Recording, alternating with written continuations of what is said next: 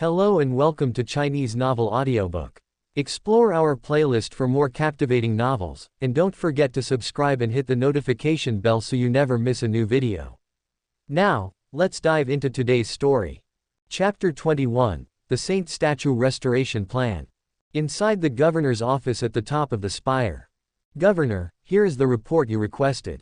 Bayev handed Eden a chart detailing the manpower and resources needed to restore the saint statue. He looked concerned. Sir, do we really need to rush the restoration of the saint statue like this? It's putting a great strain on the court district. Eden's tone was firm and unyielding. The court district needs the saint statue of the god emperor to stabilize people's hearts. From now on, our top priority is the restoration of the statue. The shortage of food supplies had gradually weakened the control over the court district. If this issue wasn't resolved, the army that maintained order would collapse, the court district would fall, and Eden would face his own demise. Thus, Eden needed a powerful backing, a spiritual symbol to support him. It was to make the people and the army believe in him and to nurture a power of hope. In simpler terms, Eden needed to paint an illusion of hope, and the people had to believe it. The miracle of the god emperor was the best, and only, choice. Of course, the miracle was fake, but the hope it could generate was very real. Once enough hope was gathered to open the portal to the space ark, the food crisis would be resolved. Eden carefully explained the surface-level goal of restoring the statue to Bayev. Naturally, he didn't mention a word about the secret of the little sun. I understand your intentions. Bayev listened carefully and nodded in understanding. In his mind, although the task seemed troublesome, if done right, it could benefit the court district. With careful planning, things shouldn't get too out of hand. If worst comes to worst, they could suppress dissenters, which would help clear out some of the surplus population. The restoration of the statue is crucial, and I'll leave it to you to handle. Eden looked at Bayev. Prepare a detailed plan for me to review. Governor, I'll make sure you're satisfied. Bayev's attitude was resolute. Since the governor had made the decision, as the senior steward, he had no right to question it. His only duty was to execute the plan with determination. Bayev accepted the order and immediately went off to make preparations. After Bayev left, Eden continued scribbling and drafting. The restoration of the statue and the display of the miracle were just the beginning. A series of follow-up actions were needed to ensure the best effect. Before long, the office door was knocked again. Bayev returned to report on his progress. As expected of a senior steward, his efficiency was impeccable. In just 2 hours, he had come up with a comprehensive plan. According to Bayev's plan, since the miracle was to be showcased, the restoration of the statue had to be conducted in secret to maintain an air of mystery. He proposed relocating the residents closest to the sacred square and tightening patrols around the area, prohibiting anyone unrelated from approaching. To cover all bases, he also assigned a team to ensure confidentiality. The restoration deadline was set for the night before the Emperor's Ascension Festival, ensuring the saint statue would be fully restored by the time of the festival. There were 2 weeks until the deadline. During this time, Bayev would mobilize all available personnel from the court district. Using engineering machinery, they would work around the clock to ensure the restoration was completed smoothly. In short, everything was ready, and they could begin as soon as Eden gave the green light. I'm pleased with your plan, but isn't it too simple just to restore it? What do you mean, sir? If we're going to do it, let's do it properly. Use more precious materials. How else will we demonstrate our loyalty? Eden decided to use the gold and jewels from the court district's treasury to embellish the statue, turning it into a golden saint statue. The aim was to shock and awe the masses. After all, those items were of no immediate use anyway. What a brilliant idea. Bayev flattered seamlessly. I'll instruct the craftsmen to come up with the best designs.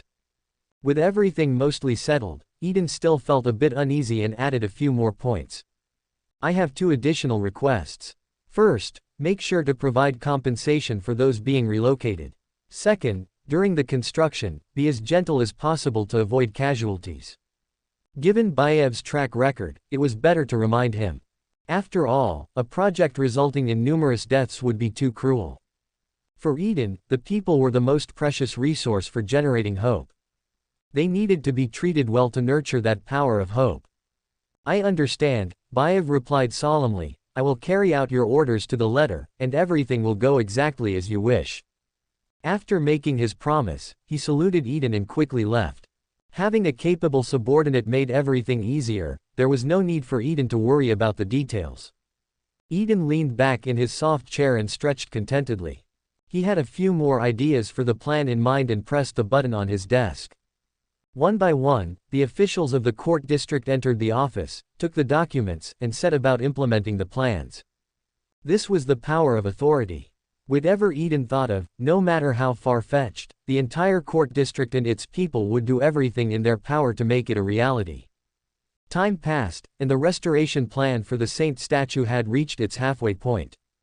Everything was proceeding quietly, and the public remained unaware, only noticing the increased strictness of the night curfew. Only Eden knew that this was a high-stakes gamble, and the court district had paid a steep price for it. The restoration was going smoothly, though a small hiccup occurred along the way. According to the craftsman's calculations, the court district's gold reserves weren't enough to cover the entire statue, which would reduce its impact. Eden couldn't accept that. The spectacle had to be flawless. With no other option, he decided to raid his own spire residence. He ordered all the gold decorations from his home to be stripped, including golden furniture and even the dinner plates. Jewels were no exception. In short, not a single piece of gold or jewel was spared. Anyway, Eden wasn't too fond of the extravagant style, it was too flashy. After this ordeal, they finally gathered enough gold. The gold would undergo special treatment and be applied to the saint statue on the night before the Emperor's Ascension Festival. The jewels would also be embedded into the statue at that time. After stripping all the gold and jewels, Eden's spire residence took on a much simpler appearance. It even had a bit of a bare-bones look. Linda, the head maid, had been feeling upset these past few days, quietly shedding tears. She worried that something had happened to the governor and feared she might be abandoned. If anything happened to the governor, what would become of the maids? Eden noticed Linda's strange behavior. What's wrong? You're not happy. Linda, having held back her emotions for days, broke down and threw herself into Eden's arms, trembling. Tears streamed down her face as she pleaded, "Please don't send me away, sir." Linda had grown up in the court district, raised and trained by the Grant family. Her sole purpose in life was to serve Eden. She had barely seen the outside world, but she knew it was a terrifying place. A few years ago, she even heard the sounds of artillery outside, and the house nearly collapsed. It was terrifying. Thankfully, that time had passed. Many people had disappeared, but she was still able to serve the governor. Now, the governor had become even more charming, treating her more gently. She often found herself fantasizing about being held tightly in his arms, longing to rest beside him. But those fantasies were soon shattered. Many people had come into the house, dismantling things and taking them away, even the governor's dinnerware. She had loved that dinnerware, polishing it carefully every day to give the governor the perfect dining experience. But now, it was all gone. Linda worried that she, too, would soon be taken away, just like the beautiful dinnerware. Eden listened patiently to Linda's concerns, gently stroking her back. "So that's what you're worried about. You've misunderstood." He didn't tell Linda the truth, simply comforting her. The reason for dismantling the gold and jewels was that he had grown tired of the decor and wanted to change the style. "Do your job well, and I won't send you away," Eden said firmly. "I never will." Linda looked up at Eden, her eyes misty and shimmering. Governor. Chapter 22, Rejection. Linda's eyes, glistening with tears, became even more enchanting, and she was completely lost in her emotions. She was willing to do anything if the governor gave the nod.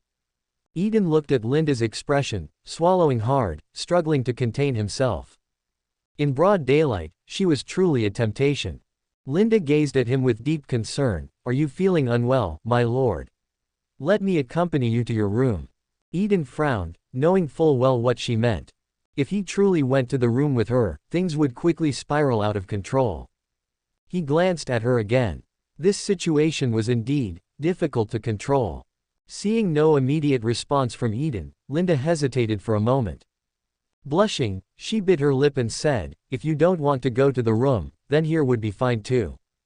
"What? Eden glanced toward a group of maids standing not far away, carefully peeking in their direction, faces flushed. Doing something like this out in the open. Eden felt the impulse rising but knew he couldn't act on it. If he gave in now, what if it led him straight to the palace of sin? He had to control his desires, at least until his little son, power had recovered enough to provide protection. Seeing his hesitation, Linda began to make a move.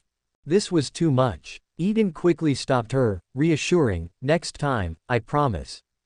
"Really, my lord? You promise?" Linda asked, still kneeling, her face full of anticipation. What a strange angle. Eden couldn't hold back any longer and made a brief move before getting up, satisfied. "I have business to attend to, we'll go deeper into this later." Indeed, he did have business. Leaving the Spire residence, Eden, escorted by Carter's guards, arrived at the state church. He had something important to discuss with Bishop Donnie. A few days ago, when Bishop Donnie learned that Eden was using gold and jewels to adorn the saint statue of the God Emperor, he was very pleased, and his attitude toward Eden had improved significantly. This time, Donnie had even come to the church entrance to greet him personally. "Bishop, you're being too courteous," Eden said as he got out of the car. "I'm just making a small, insignificant contribution to the God Emperor." "The great God Emperor never forgets anyone's contributions." Bishop Donnie replied with a broad smile. "Governor, allow me to lead you in prayer." He turned and led the way inside. Eden followed, though prayer wasn't the reason he had come. But since he was here, he might as well pray. He followed Bishop Donnie to the shrine, where, under Donnie's guidance, he began the prayers.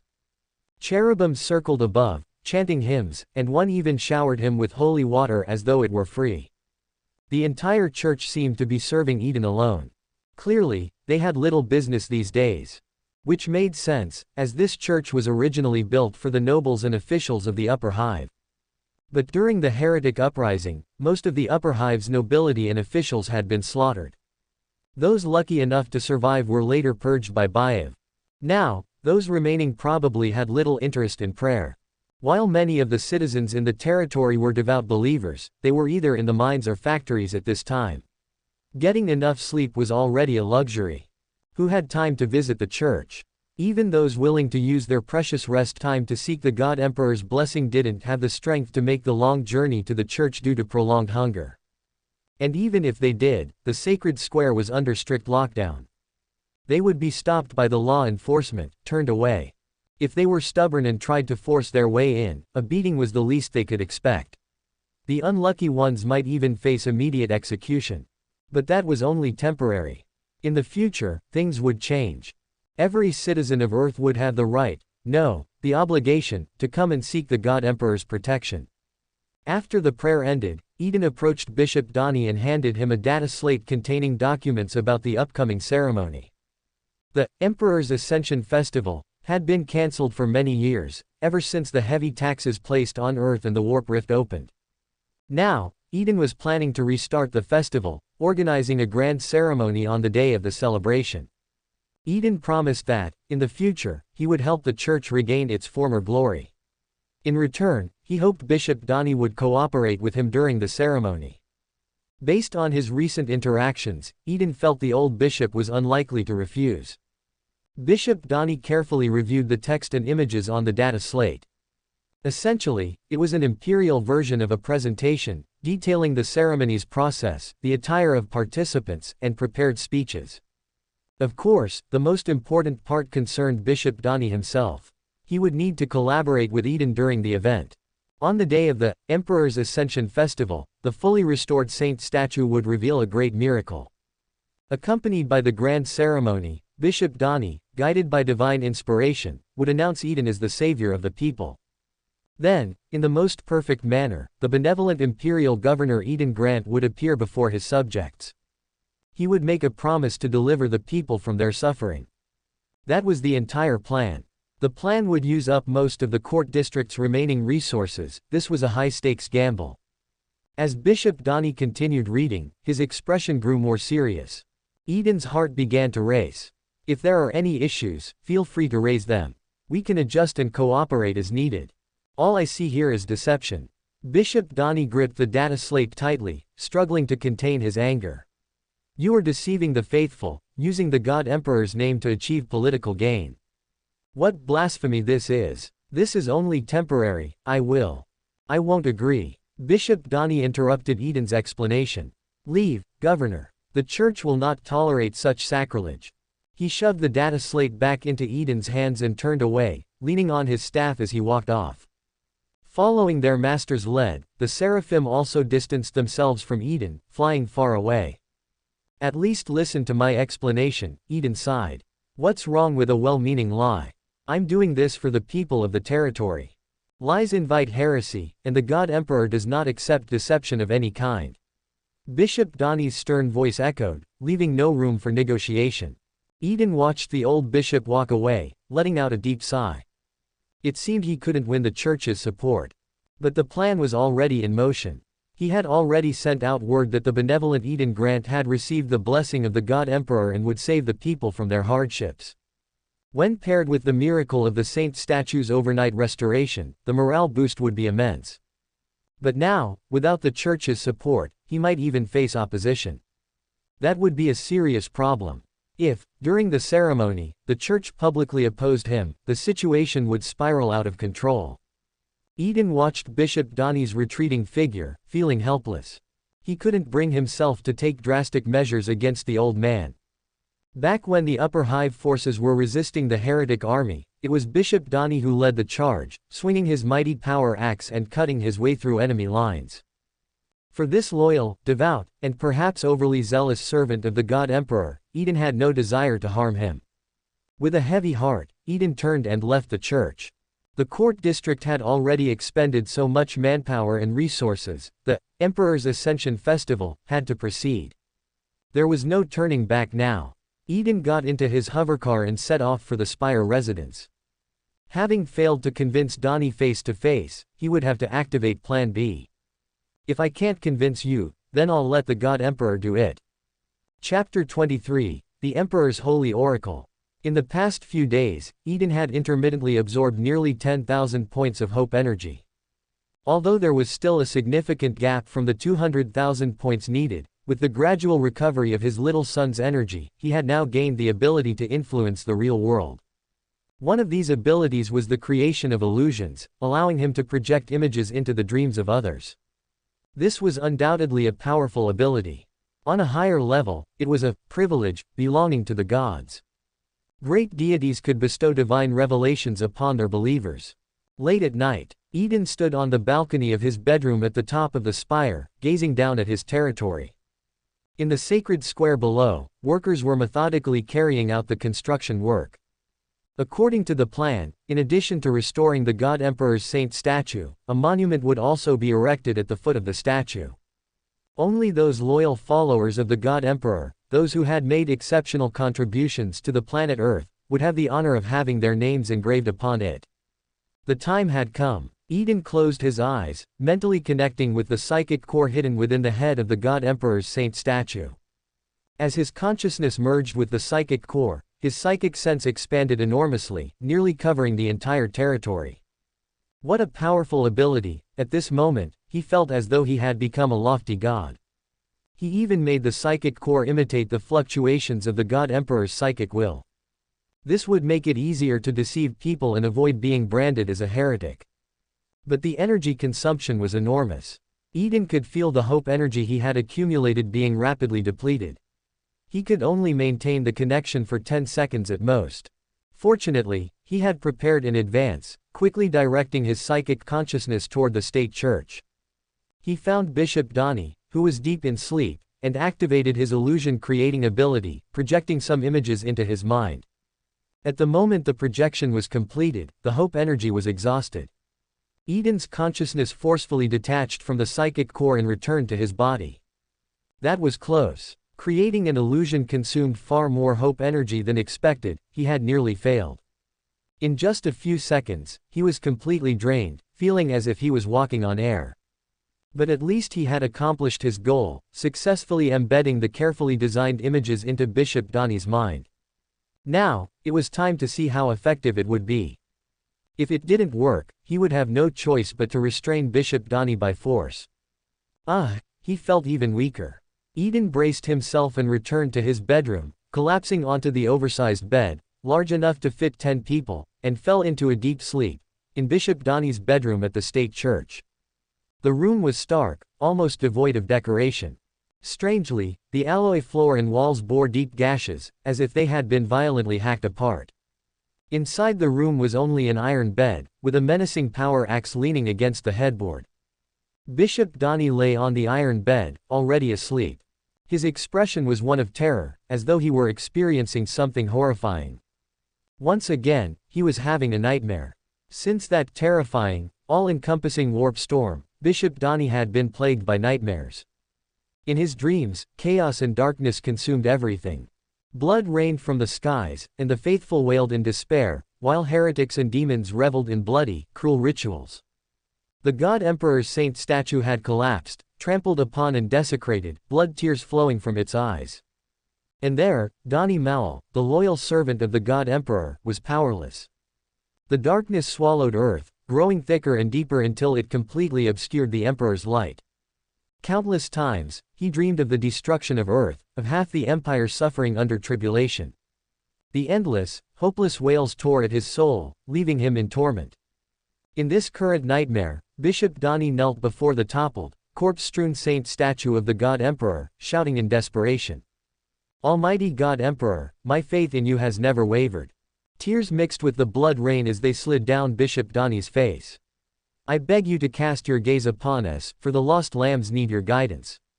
But no matter how much he cried out, nothing happened. The massive, broken head of the saint statue was slowly being submerged by blood.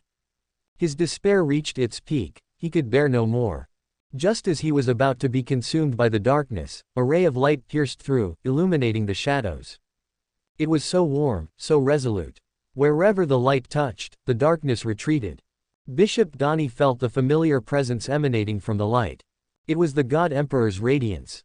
Praise the God Emperor. He could once again feel his presence, the God Emperor had not abandoned his flock.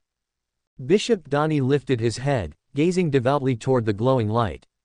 Within it, he vaguely saw the great God Emperor. He wore golden armor, majestic and towering. In the vision, the God Emperor pointed his sword forward, and a young ruler, following his will, led an army to break through the darkness. He judged the heretics and drove away the shadow. The scene shifted, and another image appeared. The God Emperor, seated on his throne, looked down upon all life. Below the throne, a grand ceremony was being held, with the young ruler kneeling before the God Emperor, offering his loyalty amid the crowd's adoration. At this moment, Bishop Donnie could clearly see the young ruler's face. It was none other than Eden Grant, the governor of Urth. Eden Grant, bathed in the God Emperor's light, was so devout, so benevolent. He seemed like a natural-born ruler, one that inspired worship. Bishop Donnie also saw himself in the vision. He stood beside Eden Grant, overseeing the ceremony, guiding him like a mentor. This was the God Emperor's holy oracle. The concept of the holy oracle had long existed in legend. It was said that only the most devout believers and warriors could receive such a message. For example, the Emperor's champions. Guided by holy visions, they would don the black armor of the Emperor's champion, pledging their loyalty through endless battle. Some were not only given holy visions but also received the God Emperor's blessings. Bishop Donnie could feel it, the darkness in his heart was dissipating, and his body was filling with strength. He had received the God Emperor's blessing. Instantly, Bishop Donnie became fervent, loudly praying. All praise to the God Emperor. The young ruler, Eden Grant, grew clearer in his vision, the God Emperor's radiance becoming ever brighter, until it filled his entire sight. The light became blinding. The intense brightness woke Bishop Donnie, and he realized it was already morning. Sunlight streamed through the stained glass windows, warm and gentle. It had been so long since he had slept this well. He wiped the tear marks from his face, certain that he had finally escaped the torment of nightmares. The dream from last night was vivid in his memory, etched clearly into his mind. Especially the face of Eden Grant, impossible to forget. Eden had gone to great lengths, using an enhanced version of his appearance to ensure a lasting impact, making it the perfect template for his divine dream. The God Emperor has shown the lost lambs the way. Bishop Donnie muttered. After sitting in quiet reflection for a while, he seemed to have made a decision. Rising, he grasped his staff and walked out. Though slightly hunched, Bishop Donnie's steps were firm and resolute. The great God Emperor had delivered his holy oracle, selecting the one who would lead Urth out of the darkness. As the Church's priest and a devout servant of the God Emperor, it was time for him to offer his loyalty in his own way. The time had come to restore the Church's glory. Chapter 24, Meeting Again. Inside the bedroom of the Spire residence, Eden was sound asleep, wrapped in warm blankets. "My lord, it's time to wake up." In a daze, he heard a gentle voice whispering in his ear. A sweet fragrance accompanied the voice, tickling his ear. What was this annoying disturbance? Couldn't he just sleep? Irritated, Eden reached out to push the person away, only to grab something soft, and without thinking, he gave it a squeeze. Ah! Linda let out a soft yelp, backing away in surprise from the sudden touch. "Linda, why are you waking me up so early?"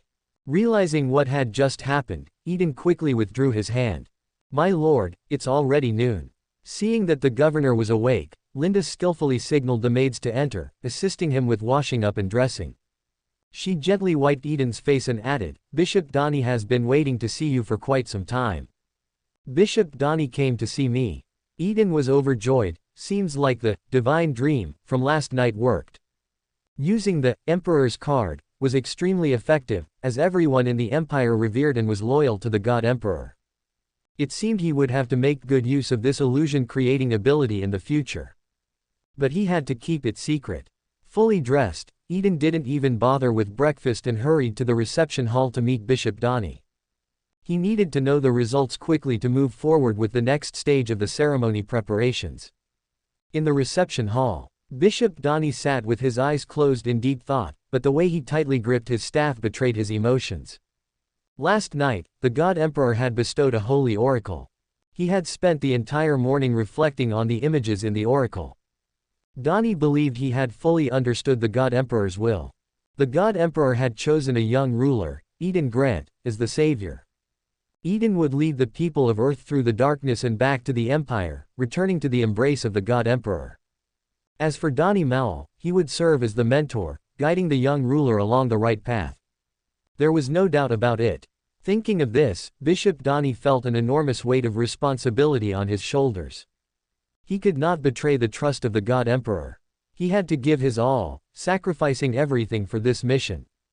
Praise the God Emperor, Bishop Donnie whispered in reverence.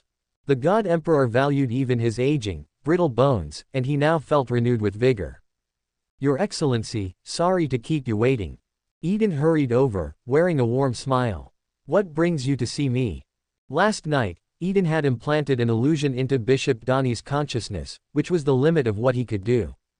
Whether the bishop believed it or how he interpreted it was out of Eden's control. Bishop Donnie scrutinized Eden carefully. Previously, he had thought of this imperial governor as mediocre, someone indulged in wine and pleasures, decayed and worthless. But now, the more he looked, the more he saw a regal aura in Eden. No wonder the God Emperor had chosen him. I must have misjudged him. Bishop Donnie smiled. Governor, did you have any strange dreams last night? Dreams? I didn't dream at all last night, Eden replied with an innocent look. Bishop Donnie nodded, his suspicions confirmed. That was how it should be. He thought to himself, only the most devout believers receive holy oracles. Before, Eden Grant hadn't even cared to repair the God Emperor's statue. How could he possibly be worthy of receiving a holy oracle? Yet the great God Emperor had still chosen him. No, the God Emperor had chosen me, his most loyal servant. Donnie needed to guide this young ruler on the right path, to save the people of Urth from the darkness. With a solemn expression, Bishop Donnie looked Eden in the eye. I have decided to accept your earlier request. Under the guidance of the God Emperor's will, I will fully support your actions. Eden let out a sigh of relief. It seemed the illusion had worked. However, the bishop paused and added, but you must make a promise. What kind of promise? Eden's heart raced again. Bishop Donnie, as if speaking of a holy duty, declared, fulfill your responsibility and, under the guidance of the great God Emperor, save the people of Urth. This was exactly what Eden wanted to hear. I promise to reclaim Urth from the heretics and chaos. Eden looked at Bishop Donnie earnestly. I hope the church will stand with the court district as we strive for Earth's bright future. Bishop Donnie nodded in satisfaction. Of course. Especially with you, the God Emperor's most loyal servant. Eden enthusiastically shook Bishop Donnie's hand. Without your guidance, we would struggle to accomplish such a monumental task. This old man, the only surviving bishop on Earth, was not only of high status but also possessed formidable combat abilities. Bringing him into the fold was definitely the right move. Eden's words hit the mark. Bishop Donnie couldn't suppress his smile, his face lighting up. Governor, do not worry. I will support you, and the church will provide you with all the help you need. Praise the God Emperor. That's excellent news, we really need assistance. Anything at all, right? Eden's grin widened. Of course. Bishop Donnie instinctively nodded, then quickly realized what he had agreed to and tried to shake his head in refusal. But seeing Eden's eager, expectant face, he gulped and reluctantly nodded. Yes, for the God Emperor, everything. After an hour of friendly negotiation, Eden enthusiastically and somewhat reluctantly escorted Bishop Donnie out of the Spire residence. Bishop Donnie felt his head throbbing. Just now, he had agreed to give away the church's treasury. The treasury contained various relics that had been blessed by the church over millennia, including weapons, armor, and more. The thought made his legs feel weak. Taking a deep breath, Bishop Donnie comforted himself. It was all for the Holy Oracle. Everything was part of the God Emperor's plan. Eden stood at the doorway, watching Bishop Donnie's departing figure with a wide grin. The old man's steps seemed unsteady. Was his health failing? That wouldn't do. Without a healthy body, how could he serve him properly? How could he serve the God Emperor faithfully? Eden turned to Bayev, who was standing at attention beside him. Send the bishop some restoration potions later, the best ones. The original Eden had been weak from years of indulgence and had a good understanding of how to recover health. He even had plenty of potions stored up. Remembering something, Eden added, "Oh, and take a transport team with you. See what the ceremony needs and bring everything back. Don't hold back, it's all for the God Emperor.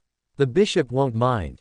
"Yes, my lord." Bishop Donnie, with his keen hearing, overheard this and stumbled slightly, muttering under his breath, "For the God Emperor." Bayev looked as though he would carry out the task without hesitation, but Eden still felt uneasy. He glanced around as if he were about to commit a crime, then quietly whispered, "Anything valuable, bring it all back." "Got it." Bayev whispered back, "Understood, my lord. I'll call for more transport vehicles." Hearing this, Eden nodded in satisfaction and strolled back inside. The preparations for the ceremony were proceeding smoothly. Now he had another important task to handle, pacifying the army. The armed forces of the court district were divided into three main branches: the guard, the law enforcement, and the defense forces. The guard was responsible for protecting the governor. The law enforcement maintained internal order. The defense forces were the primary combat unit, mostly composed of refugees from the lower hive. They were in charge of external operations, such as purging cultist hideouts and large mutant nests. There wasn't much to worry about with the guard or law enforcement. But the defense forces, who had the largest numbers and heaviest responsibilities, were increasingly strained, and the lack of resources had fueled much discontent. If this issue wasn't resolved quickly, any unrest that erupted during the ceremony would be a disaster. In the upper hive, pipe defense zone. Massive metal pipes crisscrossed in a complex web, connecting to the planet's core. The pipes were so wide that some were large enough to fit transport aircraft. Within one of these pipes, sharp, guttural noises echoed, resembling the growls of beasts. Mutants, deformed and covered in fleshy growths, roared as they surged out from their nests. Chapter 25, The One-Eyed Aryan Cunning K's. Boom, boom, boom. The shells from the Minotaur self-propelled artillery whistled through the air, crashing into the oncoming tide of mutants. Explosions created pockets of vacuum in the mutant horde, but those gaps were quickly filled by the seemingly endless wave of creatures, screeching as they rushed toward the defensive line of the guard. Open fire. Airy Rogue, the company commander, glared with his single mechanical red eye as he was the first to pull the trigger. The other soldiers on the line quickly followed suit. Automatic rifles and heavy machine guns spewed fire, their crisscrossing streams of bullets tearing through the oncoming mutants, turning flesh and bone into flying debris. Under the suppressive fire, the mutant tide halted momentarily, like a wave smashing into a dam. But this reprieve didn't last long. Mutants from the rear stepped over the corpses of their fallen and resumed their relentless assault. Soon, scattered mutants began breaking through the gunfire, charging at the defensive line. Heavy infantry, stop them. Rows of heavily armored soldiers emerged, clad in shell-like armor. Wielding power axes and chainswords, they intercepted the mutants that breached the defense. One by one, the mutants collided with the heavy infantry, only to be cut down, their blood spraying everywhere. Despite the dense defense, some mutants still managed to slip through, attacking the unprotected, ordinary soldiers. Arg! One soldier was knocked down by a mutant, his belly torn open. He screamed in agony before a hail of bullets hit him and the mutant together, killing them both. It was an unspoken agreement among the soldiers, to end the suffering quickly. No one retreated. Because just 5 kilometers behind the front line was a residential area, their families were there. Die, you bastards! Ares swung his chainsword, slicing an attacking mutant in half. Blood splattered across his face, making his glowing red mechanical eye appear even more sinister. He roared, hold the line. Just 15 more minutes, and we'll wipe out these damn creatures. This was the second mutant horde this month, and the guard had become experienced at dealing with them. As the battle dragged on, however, fatigue set in. More and more soldiers were overrun by the mutants, torn apart with no chance to resist. Screams of pain echoed throughout the defensive line. Damn logistics. We can't even fill our stomachs, where are we supposed to get the strength to fight? The guard's supplies were managed by the court district's logistics department. But the bureaucrats didn't care about the soldiers' lives. As the pressure on the guard grew, their rations had been severely reduced. Their meals were barely better than those of the workers. How could they maintain their combat strength like that? Kill. Take down these disgusting monsters. Ares shouted as he charged forward, but in a moment of distraction, he was knocked down by a mutant. He pulled out his pistol, blasting the mutant's head to pieces, but more were already closing in. There was no time to react. Bang, bang, bang. The sweet sound of a bolt pistol rang out. Bullets struck the oncoming mutants with precision, sending them to meet the dark gods of chaos. Still alive, Cyclops. A calm voice came from behind. It was Kay's Light, the cunning junior officer, reloading his bolt pistol as he spoke. Still kicking. My father always said I'd outlive everyone else. Ares spat out some blood and got to his feet. And so they all died, and here I am, still alive. He glared at Kays, demanding, where were you hiding just now? Kays had a reputation for being cunning and cautious within the company.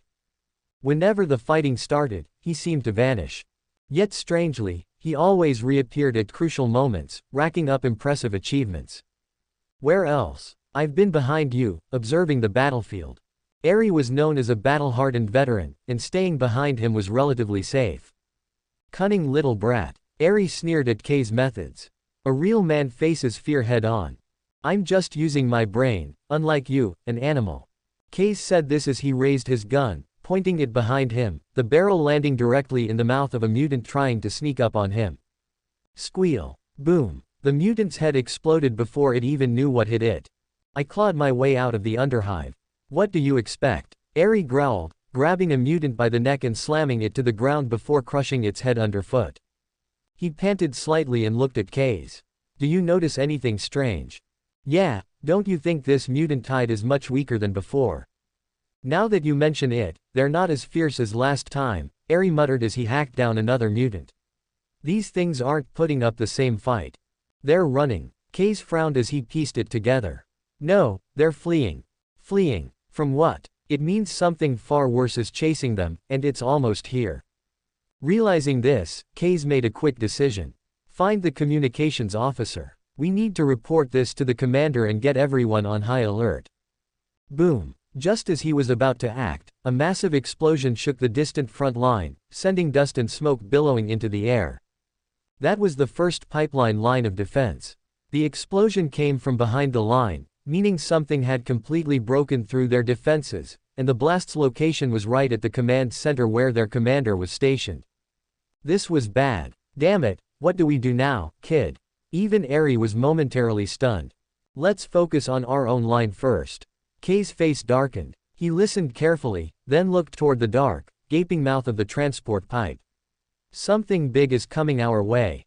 The rumbling sounds from within the transport pipe grew louder and more distinct, like a massive creature charging through, causing the very ground to shake with each thundering step. Eri swallowed hard. That's one big monster. Judging by the footsteps, it must weigh at least 5 tons. Case took a deep breath. Prepare for defense. By now, no more mutants were emerging from the pipe, and the scattered ones remaining were quickly taken down by the soldiers. All eyes turned to the transport pipe, where the rumbling grew louder. Something far more terrifying was about to emerge. Prepare for defense. Eri roared, aim all weapons at the pipe entrance. As soon as something comes out, blast it to pieces. Following the order, the self-propelled artillery was repositioned, all targeting the mouth of the transport pipe.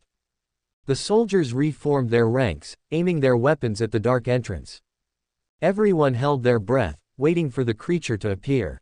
Roar! A terrifying howl echoed from inside the transport pipe. The sound was piercing and horrifying, as if it could tear everything apart. The sheer pressure of it sent chills down the soldiers' spines, fear gripping their hearts. The monster had arrived. Check out our playlist for more amazing novels. Continue. Chapter 26, The Giant Mutant. When the giant mutant appeared, everyone gasped in shock. It was a towering humanoid creature, standing about 3 meters tall, with bulging muscles that looked as hard as stone. Each time it breathed, its muscles seemed to writhe like living things, tightening and relaxing in a way that exuded overwhelming pressure. It was the embodiment of raw violence, as if it wanted to tear everything apart. The giant mutant's blood-red eyes locked onto the soldiers at the front line, and a savage grin spread across its blood-stained lips. Pieces of another mutant's limb fell from its mouth, landing with a sickening splat on the ground. Thunk! A grenade landed on the creature's hard muscles, rolling down to its feet. The mutant glanced down just as the grenade exploded with a loud boom. Roaring with fury, the giant mutant brushed off the shrapnel from the explosion, bellowing at the soldiers. The tense atmosphere shattered, and the soldiers pulled their triggers, unleashing streams of fire toward the giant mutant. Attack! Kill that monster! Roared Eri, the one-eyed commander, as his heavy machine gun spewed bullets, rapidly depleting the ammo belt. Empty shell casings piled up on the ground like a small mountain. Beside him, Case spat out the pin of a grenade, aimed a rocket launcher over the barricade, and fired at the giant mutant. Boom! Boom! Boom! Shells from the self-propelled artillery pounded the area around the giant mutant, lighting up the battlefield with explosions. The barrage covered a 5-meter radius around the mutant, sending up thick clouds of dust and smoke that obscured everyone's view. Arai's heavy machine gun clicked empty. He tossed it aside and raised a shotgun, keeping his eyes fixed on the thick smoke. "You think it's dead?" he asked Kaze, but received no reply. Turning, he found Kaze had already disappeared. That sly bastard, where'd he sneak off to this time? Cursing quietly, Eri turned his attention back to the smoke. Suddenly, a massive chunk of concrete flew out of the smoke, smashing into one of the self-propelled artillery units, destroying it in an instant. Boom! A massive shadow leapt into the air, landing in front of the defensive line with a thunderous crash. As the dust settled, the giant mutant emerged, its muscles twitching and pulsating with an intimidating presence. It glared down at the tiny humans before it, blood-stained teeth bared in a vicious grin. The air was thick with violent intent. It was going to kill them all. The mutant's shadow loomed over Eri, and for a moment, he froze under its malevolent gaze. His mechanical red eye gleamed even brighter under the intense emotions, almost glowing. Eri took a deep breath, gripping his shotgun tightly, and whispered to himself, "I am Eri the Undying, I fear nothing, I am undying." His courage surged, overwhelming the fear, and control of his body returned. "Die, you bastard." With newfound determination, Eri raised his shotgun and fired a round directly into the giant mutant's eye. In retaliation, the mutant swatted Eri aside like a rag doll, sending him crashing into a nearby barricade. The force of the impact made Eri cough up blood as he hit the ground. When he looked up, The giant mutant was already coming toward him, its massive arm raised, ready to crush him into a bloody pulp. But just then, a shell whizzed by, slamming into the mutant's back and drawing its attention away. Roaring in fury, it charged toward the self-propelled artillery, smashing it with its huge fists. In mere moments, the artillery was nothing but rubble. Still, the giant mutant's rage hadn't been satisfied, and it turned its fury toward the remaining soldiers.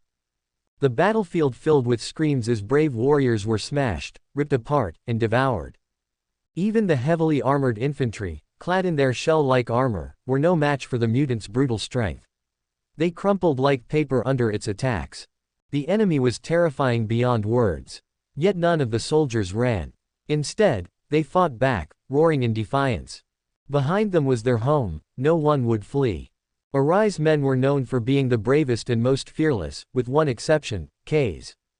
Eri struggled to his feet, watching as the young soldiers he had trained were torn apart, one by one, right before his eyes. An overwhelming fury surged in his chest, and his mechanical eye blazed bright red. He drew his chainsword and charged at the giant mutant with a roar. Fight! Fight! Fight! Eri the Undying was always charging forward, bringing death to his enemies. Using the defensive barricade for leverage, Eri leapt onto the mutant's back, gripping its blood-soaked flesh with his mechanical arm and climbing toward its head. For the Emperor! He bellowed as he drove his chainsword deep into the mutant's skull, spraying blood and flesh everywhere. The searing pain made the mutant howl in agony, thrashing its head to shake Eri off. But Arai's mechanical arm dug into its flesh, holding on tightly.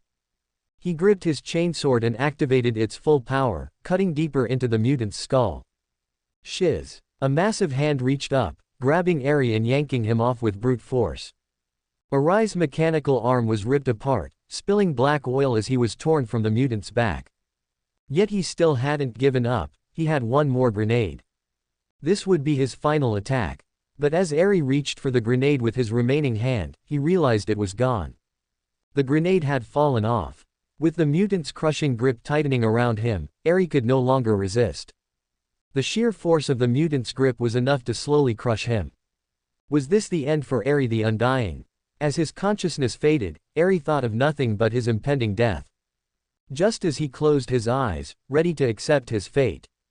Bam! A loud crash echoed, and Eri felt himself lifted into the air, only to slam back down onto the ground. Cyclops! Cyclops! Was someone calling him? Am I still alive? Fighting off the dizziness, Eri opened his eyes. All he could see was red. Wiping the blood from his face, Eri finally made sense of the scene before him. It was that sly Kaze.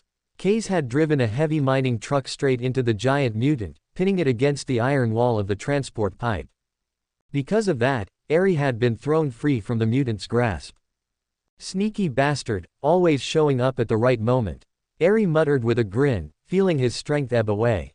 All he wanted was to lie down and rest for a bit. Run, Cyclops, run. Kaze, looking flustered, jumped out of the mining truck and dashed toward Eri. If we don't get out of here, we'll be dead. Still dazed, Eri barely registered the urgency. Kaze cursed under his breath, then slapped him hard across the face. What the hell? Eri snapped awake, glaring with his one good eye. The truck's gonna blow. If you don't wanna be blown to pieces, start running. Damn it, give me a hand. Kaze helped Eri to his feet, and together they sprinted forward, shouting warnings to the other soldiers. Get clear. Danger. They hadn't gotten far when the giant mutant, still trapped under the mining truck, began to thrash wildly. Fuel spilled across the ground. As the mutant lifted the truck, it noticed the cluster mines stacked inside the driver's cabin.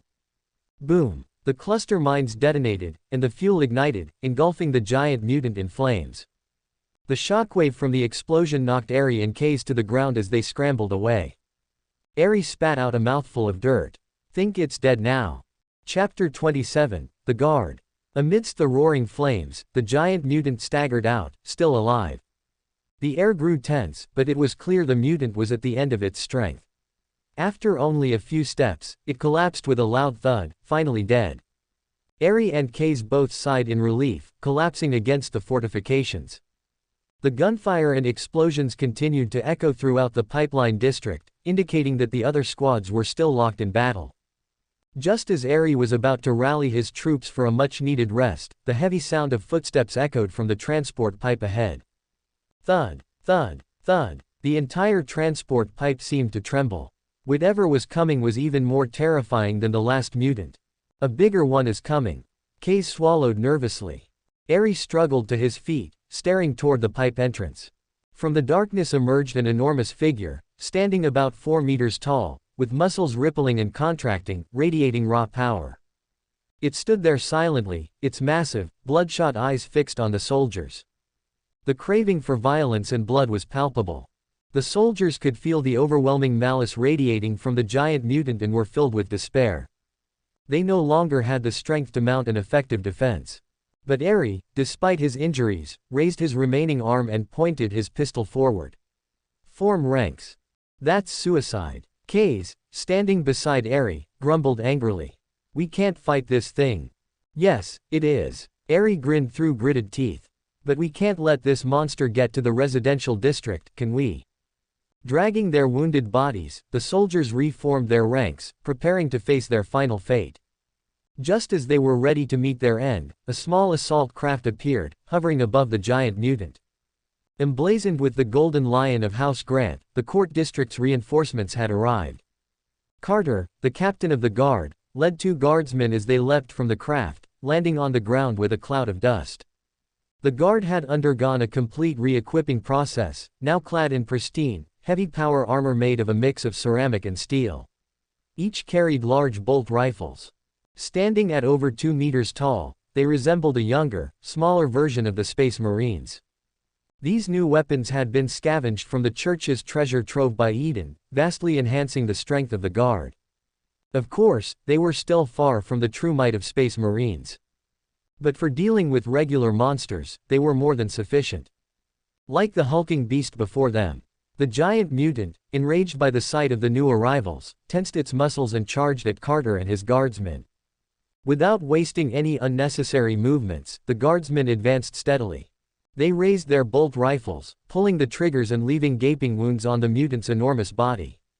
When the beast closed in for hand-to-hand combat, they set down their rifles and drew their large chainswords, continuing their march forward. The mutant charged at full speed, throwing a powerful punch at the guardsmen, hoping to smash them into paste. Clang! Carter raised his arm and blocked the blow, the impact cracking the ground beneath him. It was unimaginable, but he had stopped the monster's attack. Roar! The giant mutant swung again, aiming to crush the guardsman half its size. But it was all in vain. It roared in frustration. In the next moment, Carter's chainsword tore into the mutant's abdomen, sending a wave of pain through the beast. Before it could scream, it felt its legs go numb. The other 2 guardsmen had sliced through its massive thighs with their own chainswords, nearly severing its legs entirely. With a heavy thud, the giant mutant collapsed before Carter. It raised its head weakly, only to see Carter's cold expression and hear the terrifying noise of his chainsword slicing into its skull.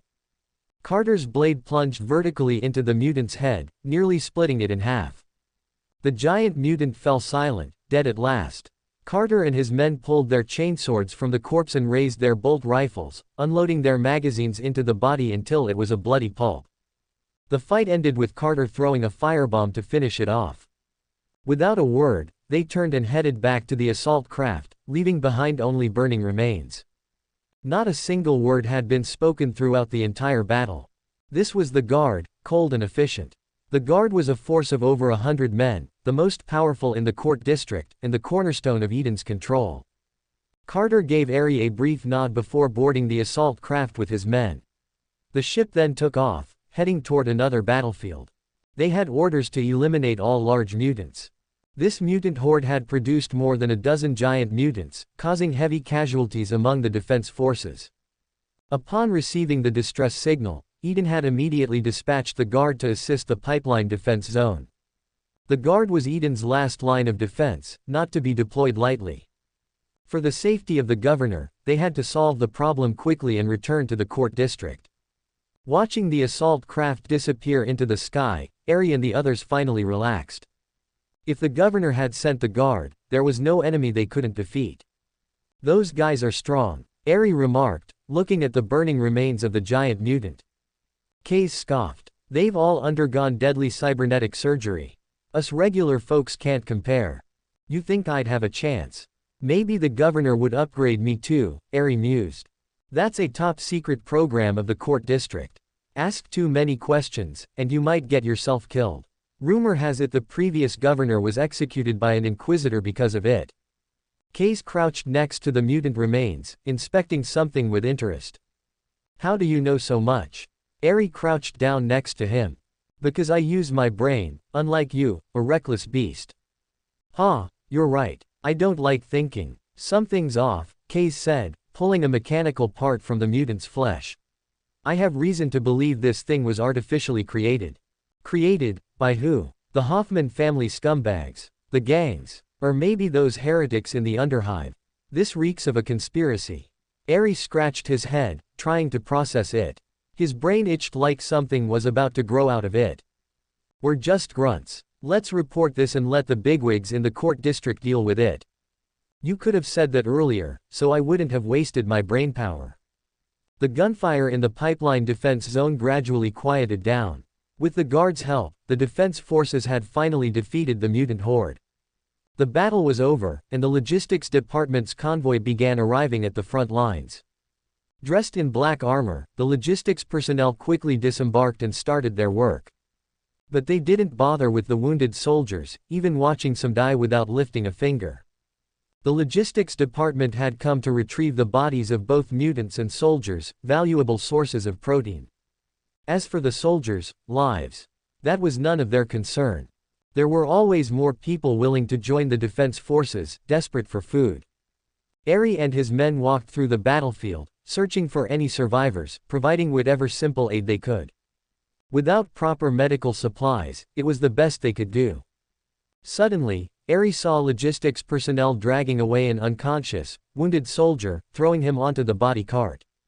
What the hell are you doing? He roared. Chapter 28, Conflict. Ari charged forward in a fit of rage, kicking over one of the logistics division's black armored corpse collectors. Sensing trouble, the armed forces of the logistics division immediately stepped in, pointing their guns at Ari.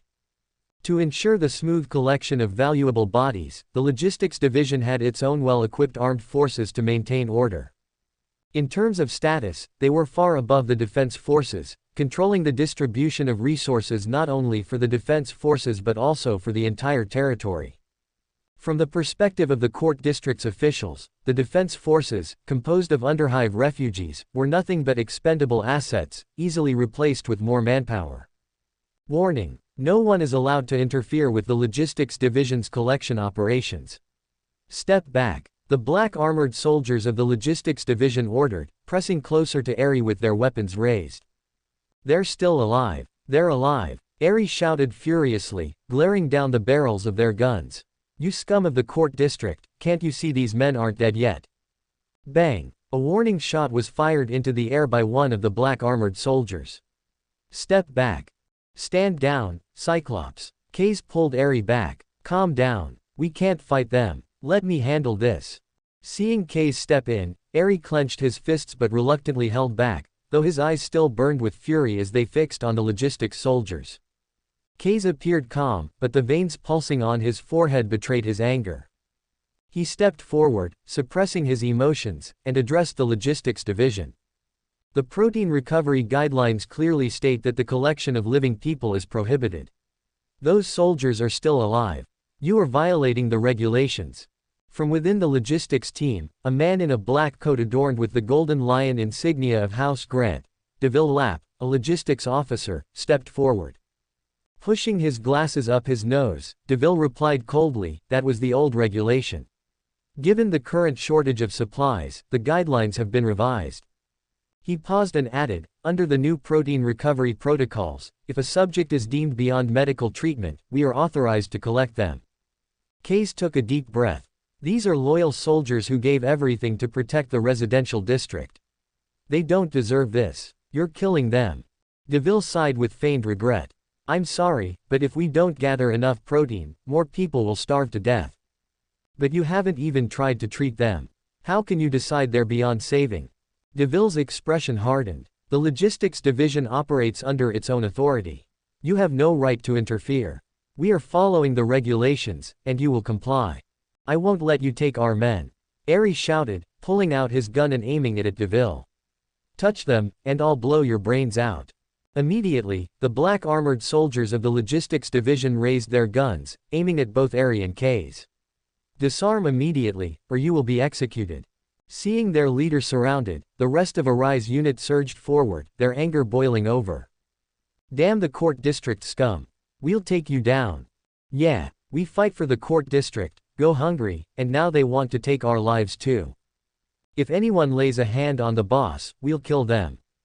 The standoff escalated rapidly, the tension thickening as the two sides faced off, ready to explode into violence. Deville sneered as he looked around. Do you intend to betray the court district? Don't forget, it's the governor who gave you Underhive scum everything. Without him, you'd still be starving in the dirt. His voice dripped with venom as he continued, if you dare rebel, do you think you can stand against the guard? Is this how you repay the governor's mercy? If you become traitors, there will be only one fate for you all, death. And your families. They'll be executed as traitors too. Put down your weapons now. This is your last chance. Kays, his eyes locked on Deville, whispered urgently, Aerie, if you don't want everyone to die with you, you need to calm down. The court district held all the power, the elite soldiers, the control of supplies, and the families of the troops, all under their jurisdiction. This control made rebellion almost impossible. Aerie clenched his teeth, the red light from his mechanical eye flashing menacingly, but his sense of responsibility forced him to suppress his desire to kill. He had to protect his men. Face flushed with anger, Aerie growled through gritted teeth, I want to speak to the governor. I don't believe he would treat loyal soldiers like this. You want to see the governor? Deville let out a derisive snort. The thought seemed to offend him more than having a gun pointed at him. To him, this Underhive scum daring to ask to see the governor was an insult. Deville sneered, the governor is the most noble ruler of Urth. He is the source of all we have. I have served the court district for 80 years, as did my father, my grandfather, and my great-grandfather. We've worked ourselves to death, yet none of us has ever had the honor of meeting the governor.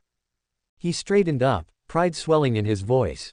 It is the greatest wish of my family to one day be formally received by the governor. Then, I will proudly present my family name and the contributions we've made. I will receive the Golden Lion insignia as a symbol of our loyalty, directly from the governor's hand. For generations, the Grant family had enforced strict loyalty training on their subordinates. After the Great Purge, most of the court district's officials remained fanatically loyal to the governor. Some, like Deville, had taken this loyalty to the point of worship. His family had served the court district and the governor for generations, and from a young age, Deville had been steeped in the teachings of loyalty. Each morning, his elderly mother would adjust his collar before he left for work, reminding him to serve the governor well, to bring honor to their family.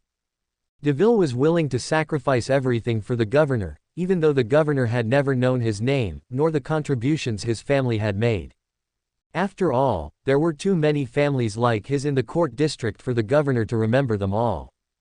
Only by making exceptional contributions could one even hope to be noticed. And now was Deville's chance. The harder things got, the more he would prove his loyalty. Deville glared at Aerie. Tell me, what right does an Underhive rat like you have to meet the governor? Faced with Deville's question, Aerie was speechless.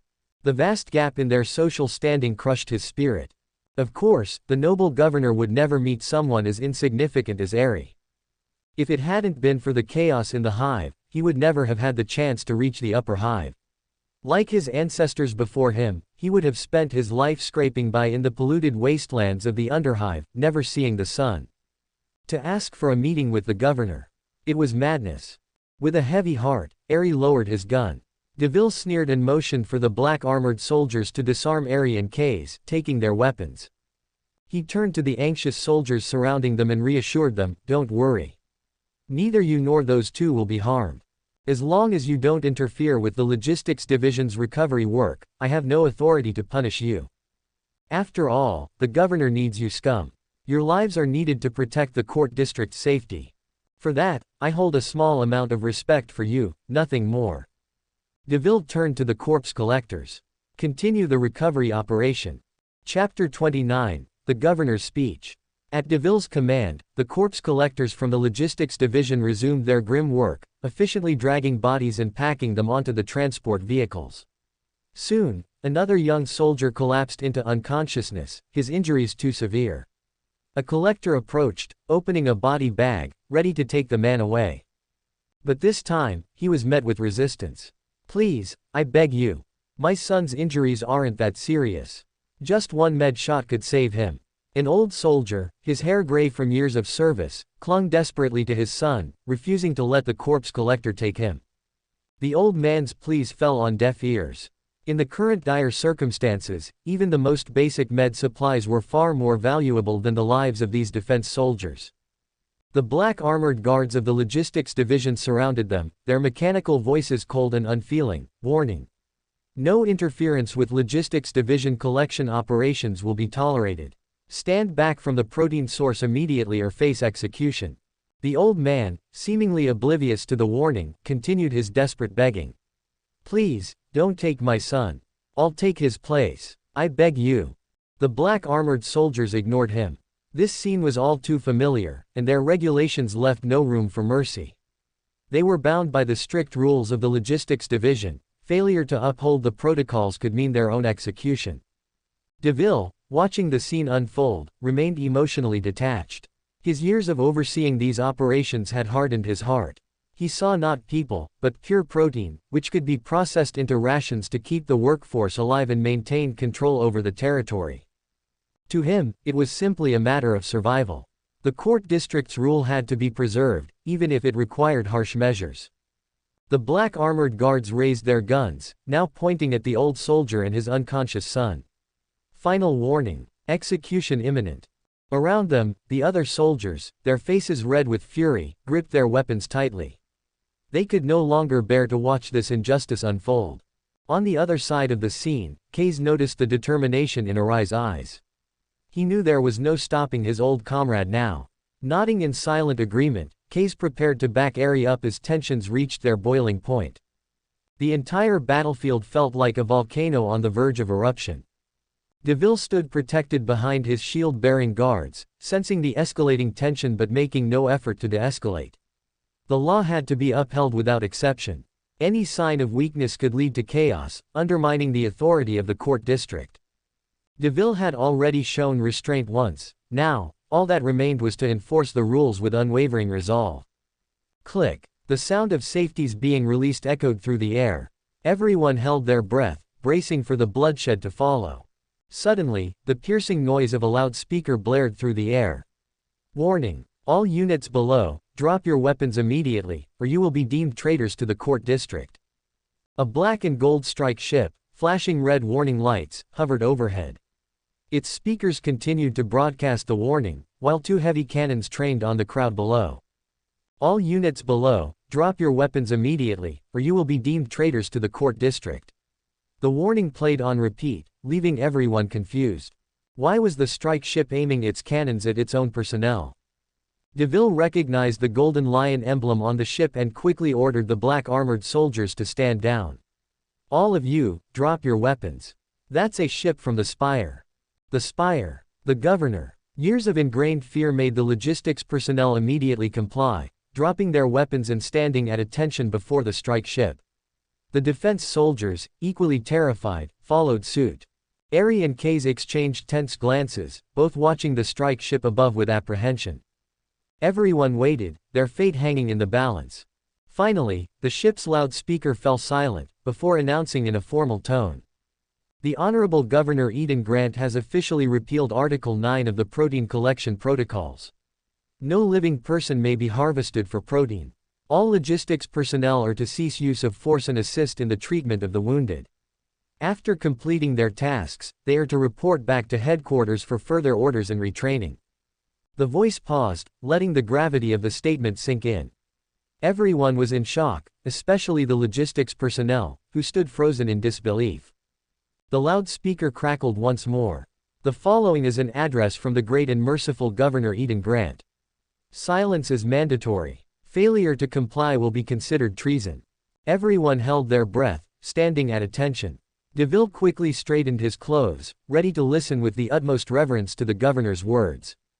ZZZT. The recorded speech began, Eden's voice filled with authority. Soldiers, I am Eden Grant, your governor. You have protected the court district and made great sacrifices. I offer my deepest respect to all members of the defense forces. At the same time, I must express my guilt. You have not been treated as you deserve, and for that, I am sorry. I vow to you that from now on, your efforts will be rewarded, and your contributions will be honored. A rescue team is on the way. The court district will do everything in its power to ensure no soldier is abandoned. The court district stands with you.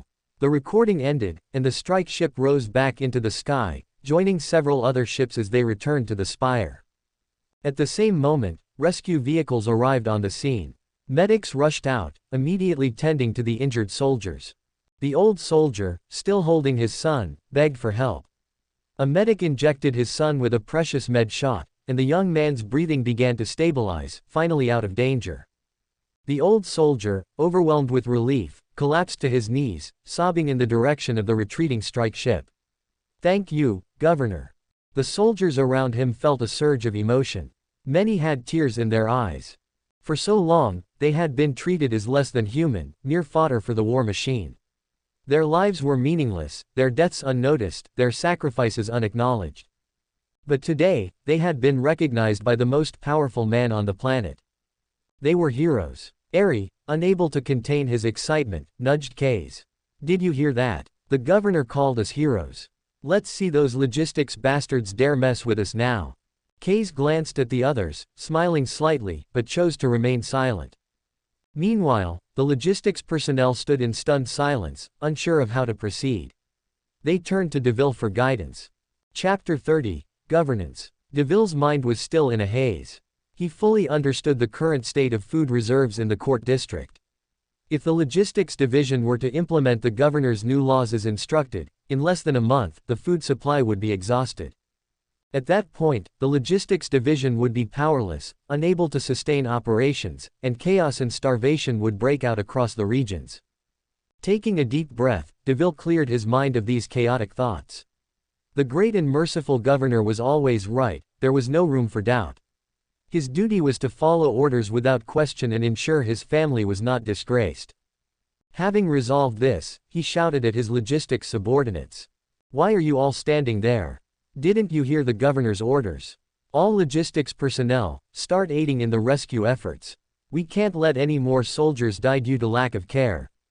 Yes, sir. The logistics division personnel snapped out of their daze, quickly organizing themselves to join the rescue teams.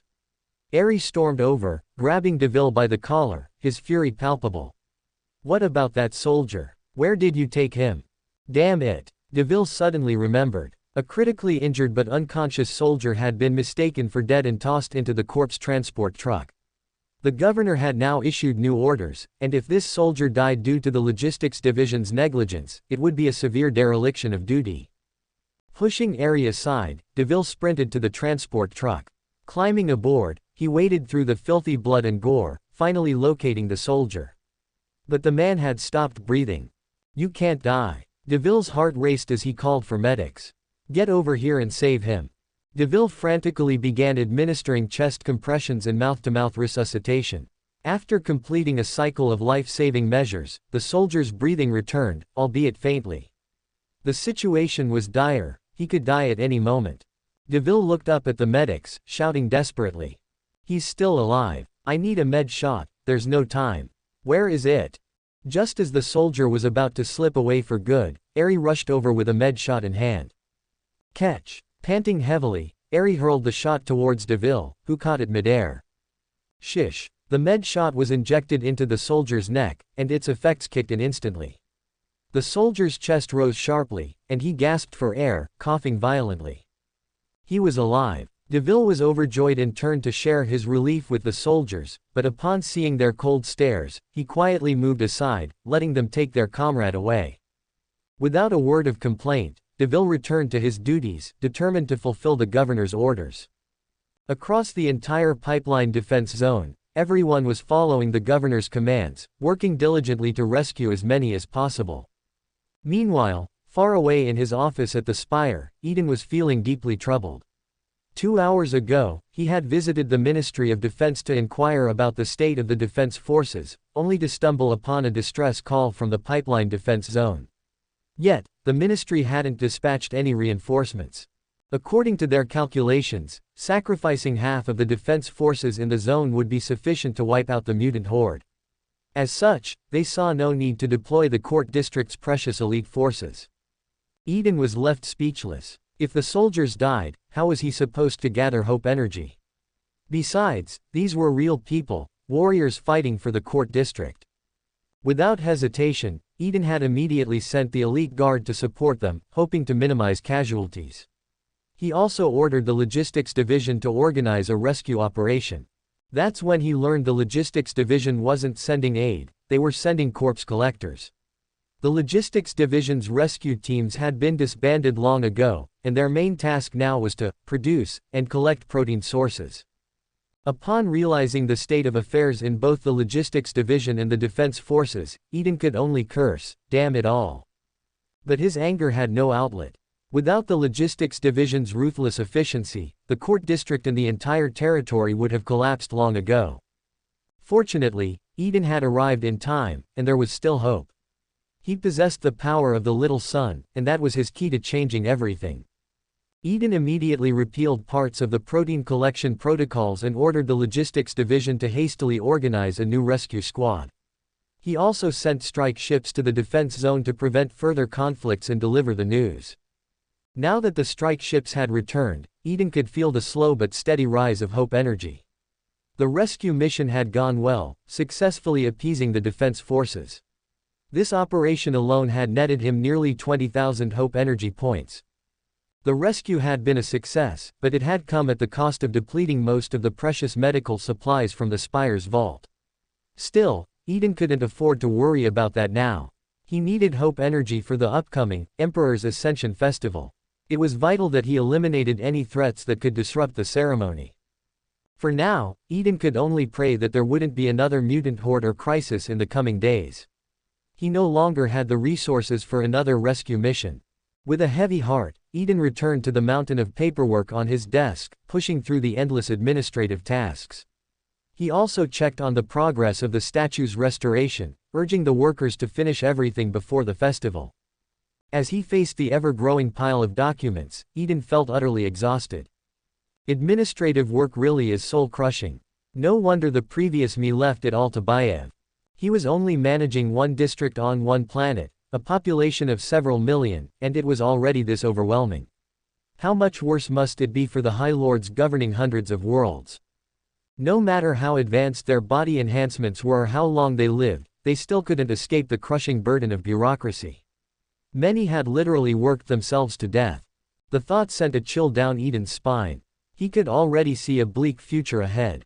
Once things stabilized, all this paperwork was going straight back to Bayev. He decided then and there to treat Bayev better from now on and to provide him with the best protection possible. People who could handle this kind of workload were truly invaluable. After struggling through several more files, Eden finally reached his limit. His head felt like it was filled with lead, and his vision swam with stars.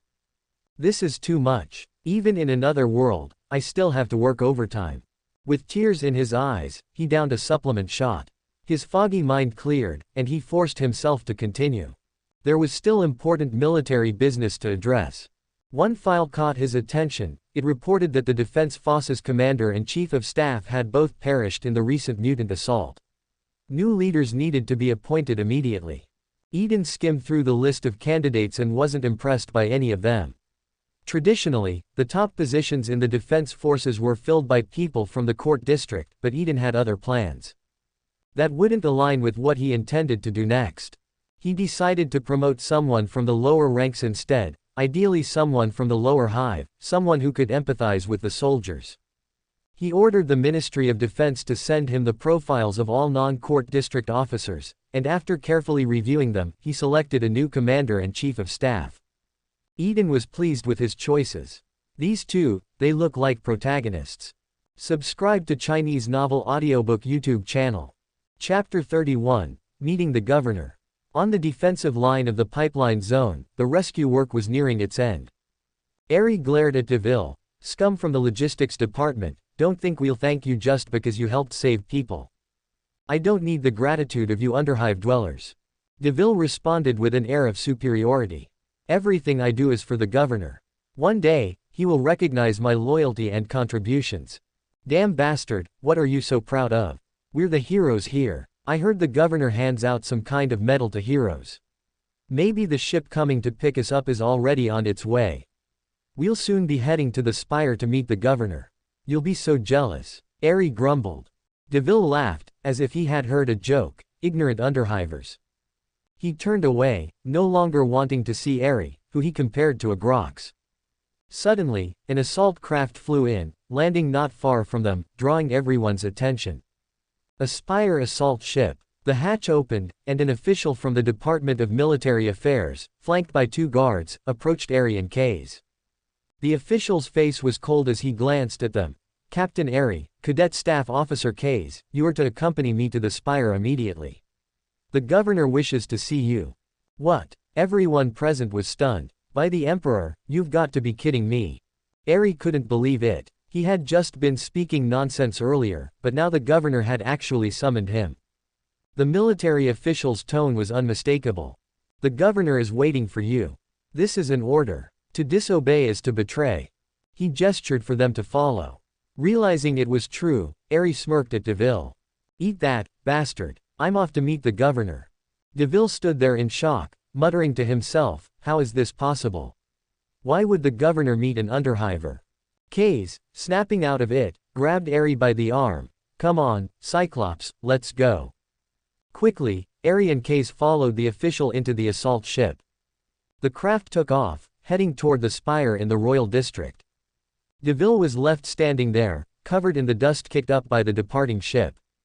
Gone was his earlier arrogance, his eyes fixed on the direction the craft had flown. Determined, he vowed silently to work even harder in fulfilling the governor's orders with twice the loyalty. He had to achieve his family's long-held dream, an official audience with the governor. He couldn't lose to an underhiver. Inside the assault craft, Ari nudged Kays. Hey, kid, why do you think the governor wants to see us? He's not really going to give us some kind of medal, is he? Stop dreaming, that's impossible, Kays replied after thinking for a moment. I bet the governor wants to talk to us about the mutant surge. You remember the huge explosion that happened at the first pipeline defense line, right? The blast hit the command center directly. Are you saying those command center bastards might all be dead? Ari rubbed his chin thoughtfully. The commanders of the defense forces were all from the Royal District, and they had never treated the defense forces as people. They often created brutal combat plans with no regard for the soldiers' lives, leading to heavy casualties. We've heard nothing from the command center so far. It's possible they were all wiped out. Damn, that's a big deal. Ari slapped his thigh, a mischievous glint in his eye. But when he noticed the cold gaze of the military official opposite him, he quickly toned it down. The assault ship landed on the Spire's estate landing pad. As Ari and Kays stepped off the craft, they were awestruck by the sight before them. The Spire estate, renovated by the Grant family for millennia, was the epitome of luxury and artistry on the entire planet. It was the perfect fusion of Imperial cold architecture and Victorian grandeur. Neither of them had ever seen anything so breathtaking and magnificent in their lives. Though they weren't well versed in art, the beauty it conveyed was something anyone could feel. Ari, at that moment, didn't know how to express the awe in his heart. If a wandering poet stood here, they might compose 100 beautiful poems. Damn, this place is gorgeous. Ari marveled as he took a deep breath. Even the air here is sweet. He felt lighter all over, almost floating, even a bit dizzy. The Spire estate had its own protective shield and air filtration system to prevent extreme situations. The estate's rear garden was even filled with green plants. The air here was the freshest on all of Earth. Ari, having spent his life breathing in the polluted and heavily recycled air of the lower hive, was bound to have such a reaction when inhaling pure air for the first time. Ari, with his single eye, looked around curiously. Soon, he spotted the 100-meter-tall statue of the God Emperor. Emperor above, is that thing really this big? From afar, it hadn't seemed impressive, but standing near it, he realized how massive it truly was. Kaze squinted, noticing something unusual. There are people up there, repairing the statue.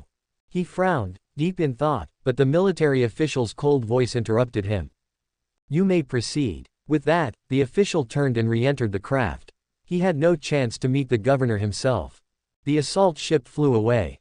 Eri and Kaze were led into the Spire estate. After undergoing a series of checks, including body searches, decontamination, disinfection, and mental tests, Eri caught a whiff of his own scent and was almost intoxicated by it. Damn, this stuff smells amazing. Don't say anything foolish when we meet the governor. Kaze appeared calm, but deep down, he was nervous. After all, they were about to meet the most powerful person on the planet, a man who held its fate in his hands. After a lengthy process, they were finally notified. They could go see the governor. Inside the governor's office, Eden stretched, having just received the report. The men he had summoned were about to arrive. He picked up 2 files from his desk and reviewed them. They were the dossiers of Eri and Kaze. Immortal Eri, cunning Kaze. The more he read about them, the more they seemed like protagonists. They reminded him of the old Cyclops and little Kaze from the legends.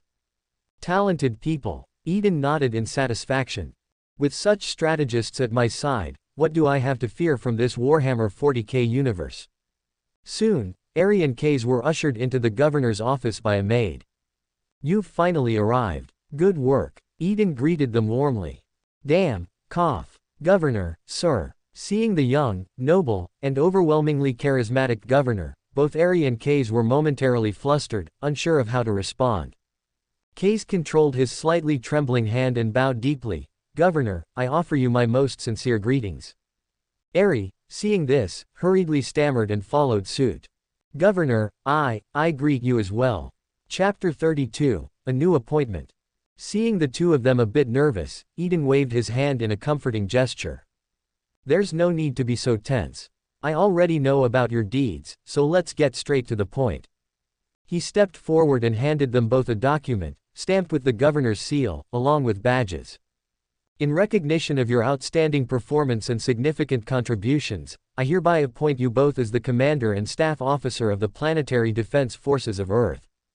Eri and Kaze stared in shock at the appointment documents and badges in their hands. The governor had just made them the 2 highest-ranking officers in the defense forces. It was as if he had handed the entire defense forces to these 2 underhivers. Such trust. The 2 of them were momentarily speechless. So, what do you say? Are you willing to take on this responsibility? Eden looked at them with anticipation. Faced with the governor's expectant gaze, Eri was beyond excited. Damn, Governor, you're a good man. I'll take the commander position.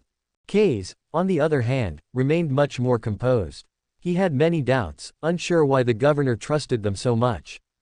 However, faced with such an opportunity, he gladly accepted. No matter the reasons, with them taking on the positions of commander and staff officer, the soldiers of the defense forces would have a better future. He gave a formal salute. I accept the appointment. Eden nodded with satisfaction, then dropped another bombshell. The defense forces have given too much for the royal district. From now on, the administrative level of the defense forces will be elevated, making them equal to other combat units in the royal district. This would be a major change. After the rebellion, the original defense forces had been almost completely wiped out. The few remaining regiments had been trapped in the Underhive and Lowerhive, unable to return to the royal district. In response to the new operational needs, Bayev had reorganized the defense forces. He recruited suitable people from the Underhive refugees to form new regiments. The newly formed defense forces were essentially treated as disposable cannon fodder. Their status had plummeted, almost akin to slaves, and they often couldn't even fill their stomachs. Their combat effectiveness was a shadow of the former defense forces. Eden decided to change this, restoring honor and purpose to the defense forces. The soldiers would no longer be slaves but rather defenders of Urth, heroes deserving of respect. In short, the defense forces will no longer be restricted by others. Your lives have value and should be honored.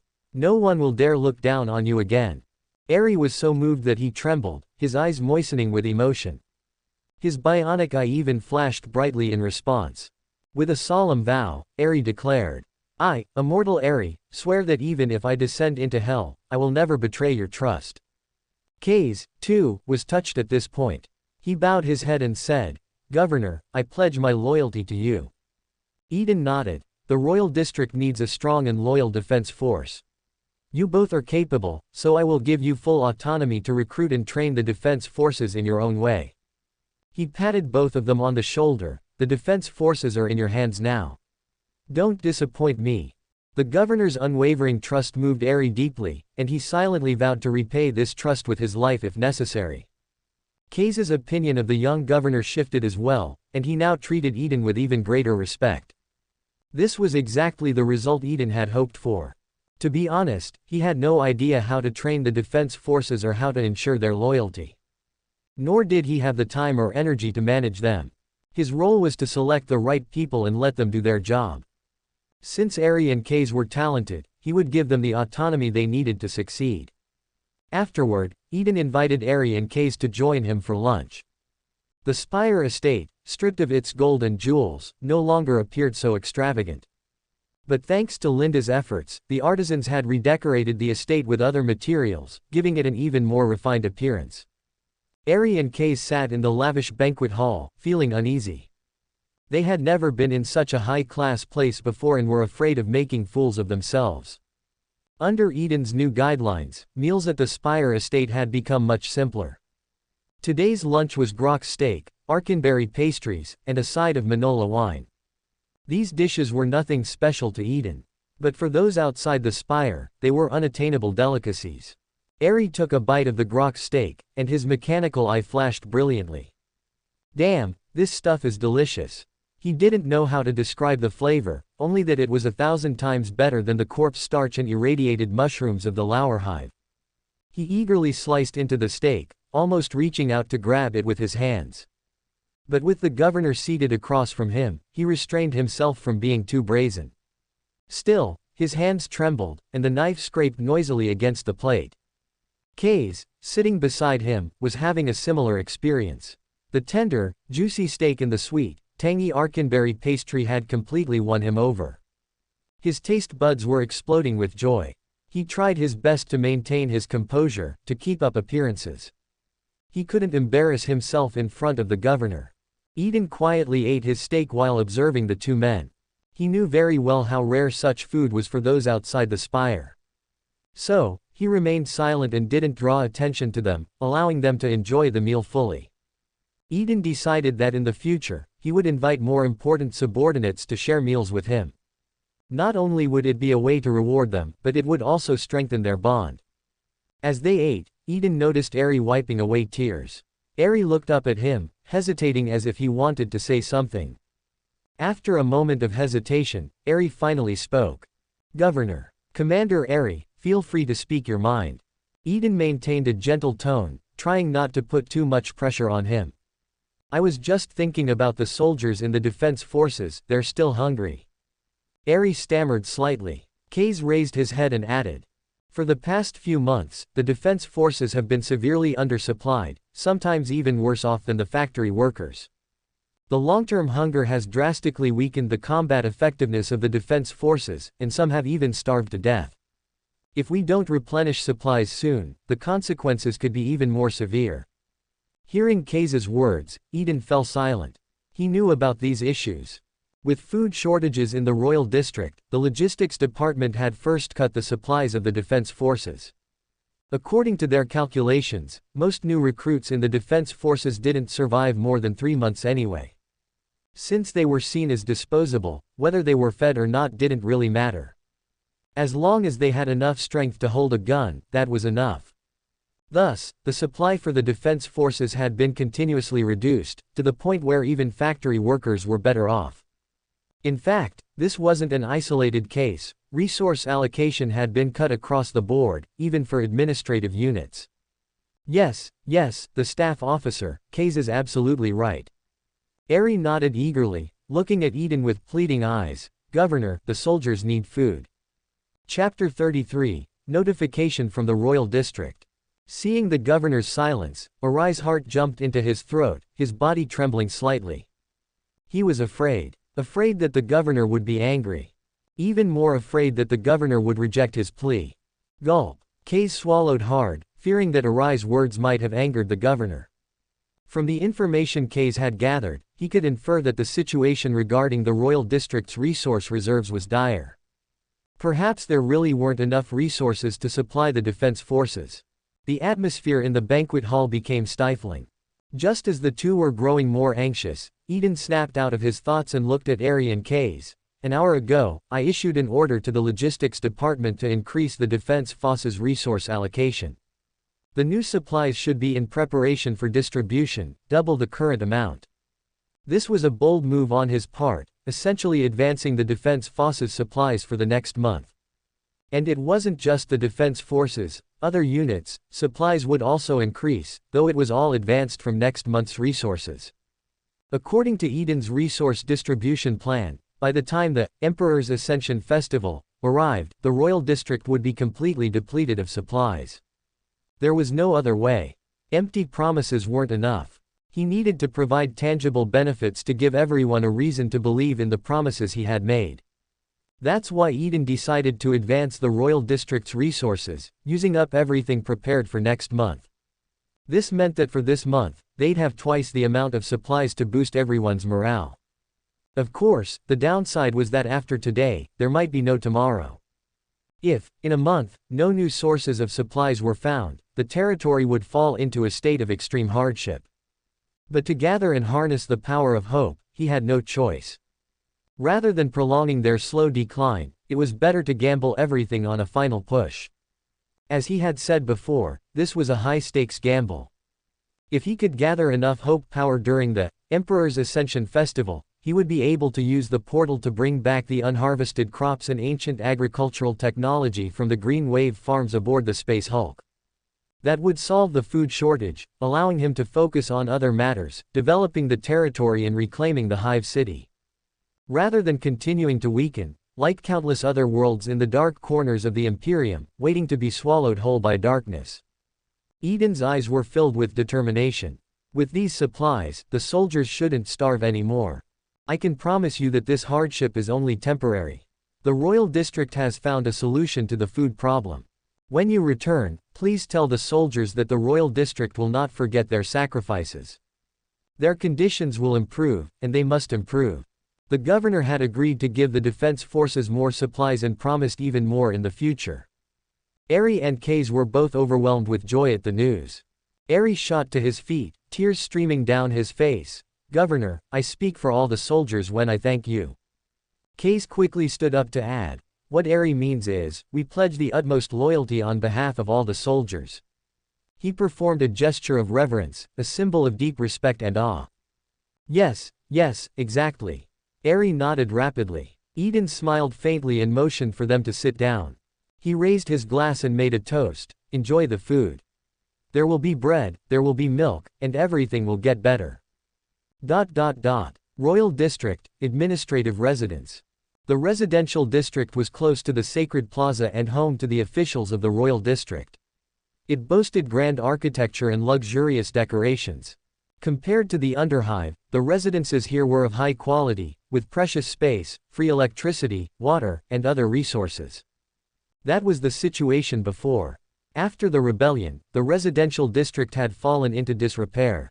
Electricity, water, and other resources were no longer freely provided and had become intermittent. Yet compared to other parts of the territory, it was still paradise. There were relatively safe homes and a more stable food supply. DeVille returned home, his face full of exhaustion. He carefully hung his black coat, the symbol of a logistics department officer, on the rack. It was his only decent piece of clothing left. The coat had been torn countless times, but under the patient care of his mother, Marty, it looked almost as good as new. She always showed such patience, keeping the household in perfect order. The floors and furniture in the house were meticulously cleaned, almost polished enough to reflect one's image. In the past, this work had been done by servants, but now, Marty did it all herself. She did her best to maintain the dignity of the Rapp family. DeVille, you're home. Marty happily walked over and kissed DeVille on both cheeks. You're just in time. You can join us for dinner. Marty returned to the kitchen, still in good spirits, preparing dinner. Before long, she placed the meal on the table. There were 3 portions. Each delicate porcelain plate held a third of a portion of wood-chip bread, along with a few small pieces of corpse starch, garnished with a tiny wilted leaf. Looking at the food, DeVille sighed deeply. The food supply had dwindled again. Times were getting tougher. DeVille remembered his childhood when his father was alive, and the Rapp family had the dignity of almost being nobles. They never lacked food, enjoying soft bread, juicy steaks, and the occasional luxurious pastry. But ever since Urth's taxes were raised to the first-level prime rating, everything had changed. The crushing tax burden had brought Urth to its knees. Its surface ravaged by pollution, and billions of people perished. DeVille's father had also died, worn out by the heavy administrative duties at the logistics department. It was those damned, incompetent officials in the Department of Internal Affairs on Holy Terra who caused all of this. Their miscalculations had ruined Urth and cost him his father. After his father's death, DeVille took on the burden of the Rapp family. He passed the examinations and inherited his father's position. At the time, he believed he could work hard to take care of his mother and sister and restore the Rapp family's dignity. Then the rebellion happened. The oppressive taxes had sparked a terrible uprising. With many of the defense forces sent to the Underhive and Lowerhive to deal with mutations, the Royal District was left vulnerable. The heretic rebels seized the opportunity to attack the Upperhive, nearly capturing the Royal District. Although the Royal District ultimately repelled the invaders, they lost control of the Underhive, leaving them trapped in the Upperhive. The rebellion had almost snuffed out Urth's lifeline. In the years since, things had only gotten worse. Now, despite being an administrative officer in the Royal District, DeVille could barely afford wood-chip bread. "Brother, you're back." DeVille's younger sister, Lilith, rushed out and hugged him. She hadn't seen him in days. Lilith was 16, with soft golden hair and a youthful vibrancy, her figure just beginning to develop. "How's your studying going?" "HMPH, I've finished all my assignments. I'm way smarter than you." Despite the difficult times, DeVille insisted that Lilith receive a full education, even after the Royal District had shut down the schools. DeVille sat down to eat dinner with his mother and sister. He cut off a piece of the wood-chip bread, chewing it slowly as the slightly moldy taste filled his mouth. After swallowing, he forced down a small piece of corpse starch. Looking at the meager portion of corpse starch on his plate, DeVille couldn't help but worry. The governor had diverted a lot of resources, seemingly for some important plan. But according to the logistics department's calculations, many units wouldn't even have corpse starch to eat next month. As he looked up at his mother and sister, who were diligently eating their wood-chip bread and corpse starch, DeVille's eyes grew moist, tears blurring his vision. What was he going to do? Ding! The bell at the door's mailbox rang. It signaled an important notification from the Royal District. Chapter 34, The Governor Hasn't Abandoned Us. DeVille went to the door and retrieved the notification letter. He returned to the dining table and sat down to read it. ZZZZT. The light above the table flickered a few times before going out, plunging the room into darkness.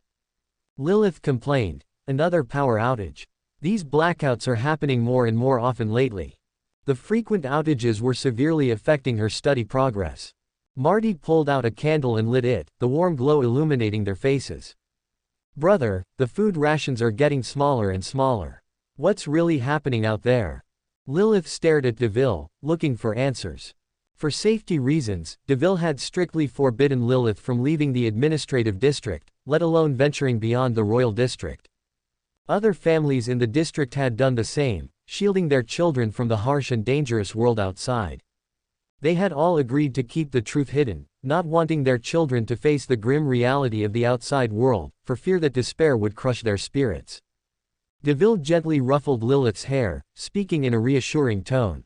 "Outside, it's the same as always. The reduced food rations are just temporary. The problem will be solved soon." As he said these words, even he felt a bit uncertain. "The governor will find a solution," he added, his tone becoming more resolute.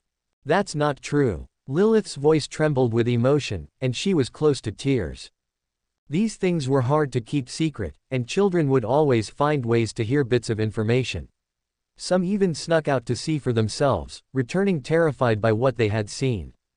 I snuck out with Jenny to see for ourselves, and the situation outside is awful. People are dying everywhere. Those wearing black coats like yours shot several workers and dragged their bodies away. What? Didn't I tell you not to go out? Deville's voice rose in anger. It's too dangerous out there. What if something happened to you? I heard the workers say there's no more food in the royal district. The governor will stop food distribution, and everyone will starve. Lilith's eyes were filled with fear. Is that true? That's a lie. The governor won't abandon us. I don't believe you. He hasn't done anything, it's all lies. Lilith. Deville was genuinely angry this time, not allowing anyone to insult the governor. Marty also gave Lilith a stern look. Have you forgotten the Rapp family's rules? Lilith shrank back, her voice softening. I remember. The descendants of the Rapp family must be unconditionally loyal to and follow the great governor. Marty nodded in approval, patiently explaining. Our ancestors were once slaves in the black mines, and it was the current governor's ancestors who freed us. They gave us a safe home in the upper hive and a prestigious job that has been passed down through the generations. In other words, everything we have is a gift from the governor and his family. Without him, we would be nothing. If the day ever comes when the governor is completely defeated, we will lose everything. Those outside the royal district, those underhive mobs. They will drag us out of our homes, hang us, and take everything we have. Lilith sighed. I understand now. Loyalty to the governor and protecting his rule is the same as protecting ourselves. As long as you understand. Deville's tone was stern. You're never to sneak out again. I don't want to find you in a corpse transport truck. Do you understand? Tears welled up in Lilith's eyes as she nodded. Brother, I won't go out again. Let's eat. Deville placed the remaining half of his wood chip bread onto his sister's plate. Eat more, so you can study well. As he lowered his head, he noticed an extra piece of wood chip bread on his plate. He looked at Marty, intending to return it. Mother, I'm not hungry. But Marty stopped him, her voice firm. You've lost weight. Eat up. You're the one going out to work, and you must maintain the dignity of the Rapp family. Don't let people think we can't even afford food. I'll never disgrace the Rapp family.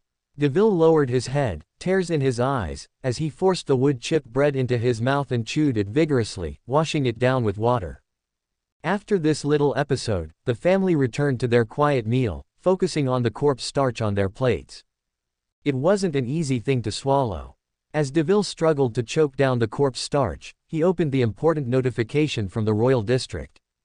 In the candlelight, he carefully read the words. It was an order from the royal district, summoning all logistics department personnel to gather at headquarters the next day for a new assignment. Excitedly, he exclaimed, by the Emperor, I knew it. The governor hasn't abandoned us. He's found a way to solve the food crisis.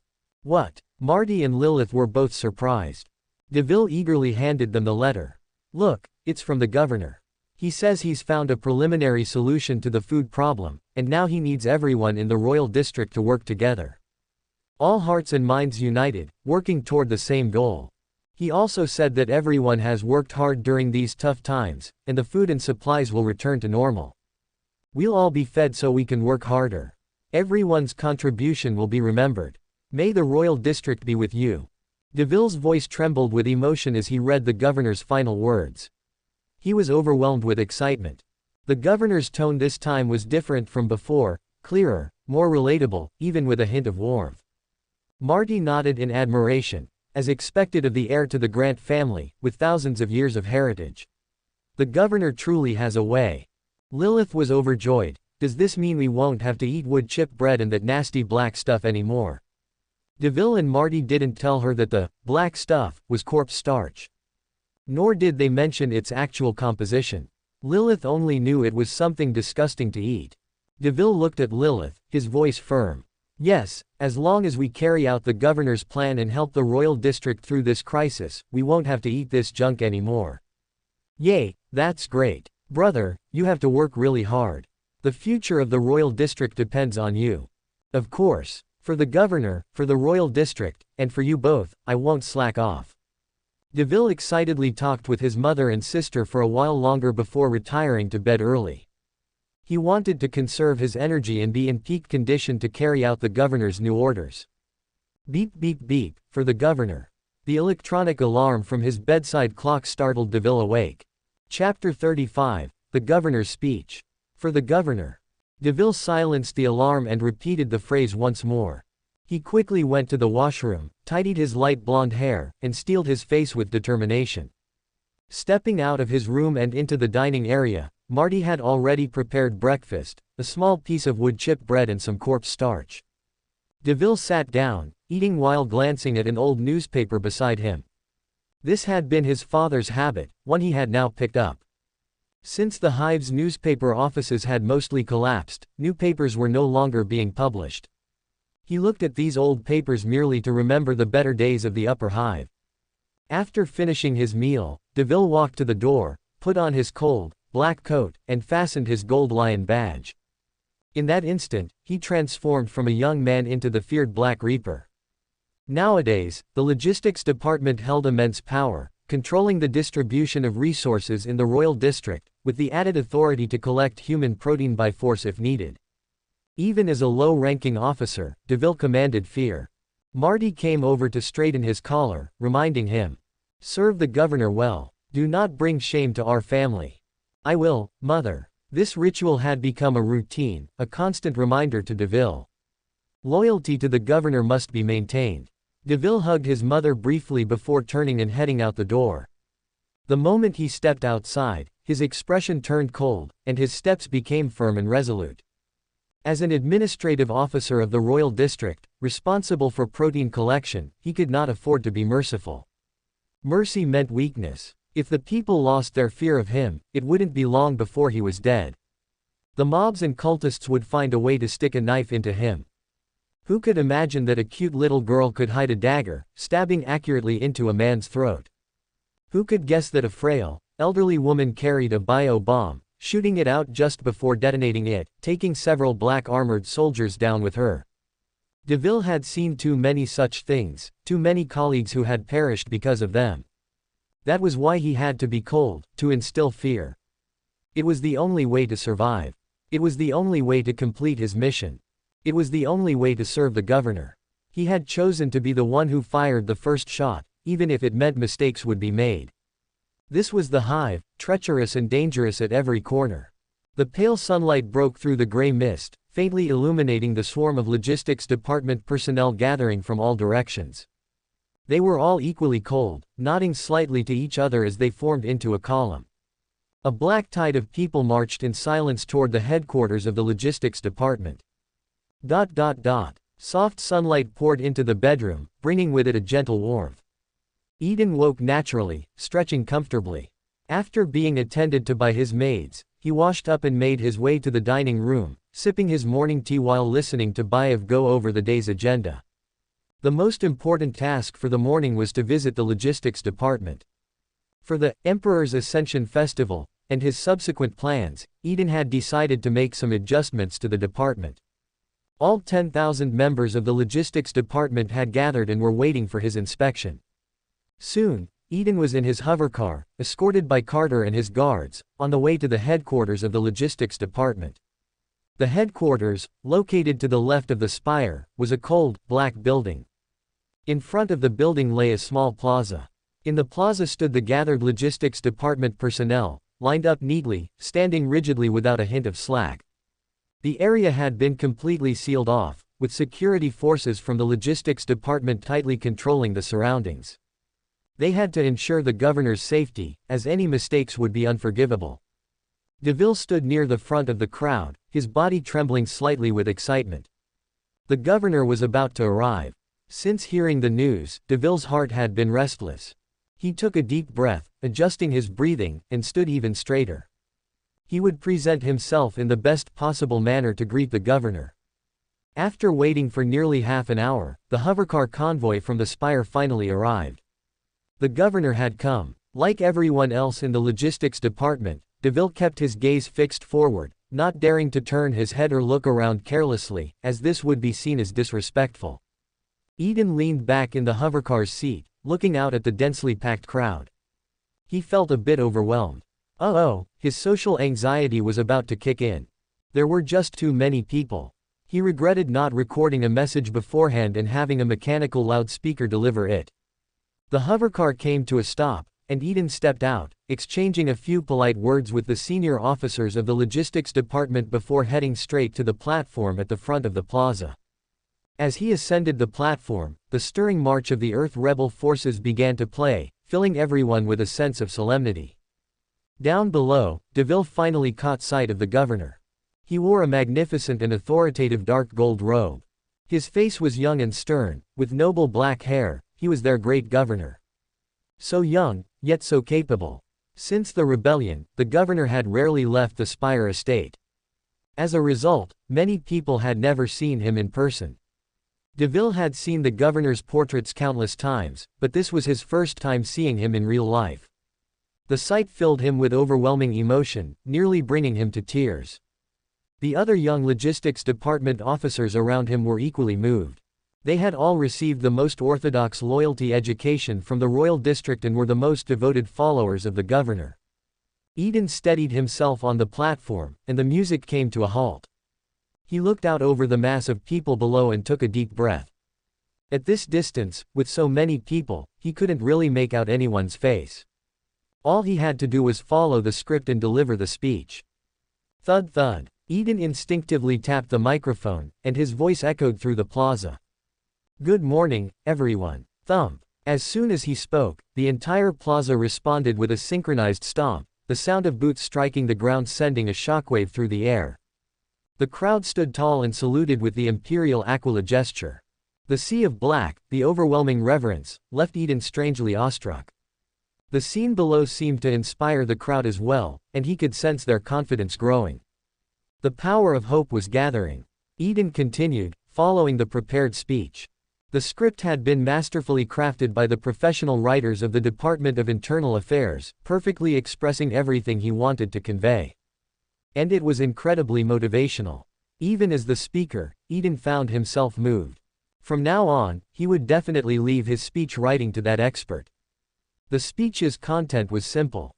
In plain language, it was a message to everyone. You've worked hard, and the governor has found a way to solve the problems. Trust the royal district, follow me, and you won't be let down. To put it even more simply, it was all about painting a picture of a better future. Perhaps because of the loyalty education they had received, or because previous governors had been too aloof and distant.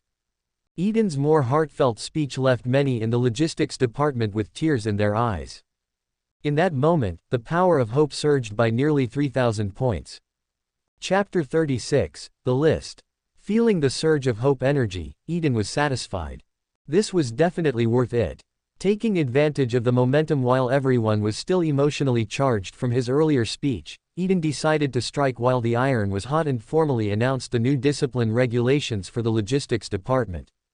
The new rules were strict, reducing some of the department's powers, including the ability to collect live human protein and the authority to execute obstructors at will. Of course, these restrictions applied only under safe conditions. In cases of emergencies, the personnel of the logistics department were still authorized to use any means necessary to protect themselves.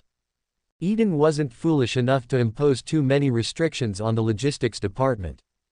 That would be like putting himself in a cage. After all, this was Warhammer 40k, not the peaceful and civilized modern world from his past life. In the grimdark hive, gangs and the influence of chaos gods could turn ordinary citizens into violent rioters, murderous machines. Until he had complete control over the situation, harsh measures were necessary. He couldn't afford to show too much mercy, nor could he naively try to manage things the way he had in his past life. Perhaps, in the future, he could.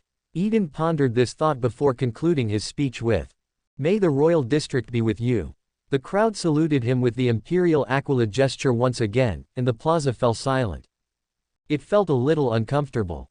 Having finished his speech and receiving no applause, Eden felt a bit out of place. He made a mental note to arrange for applause at the end of his next speech, just to avoid this awkwardness.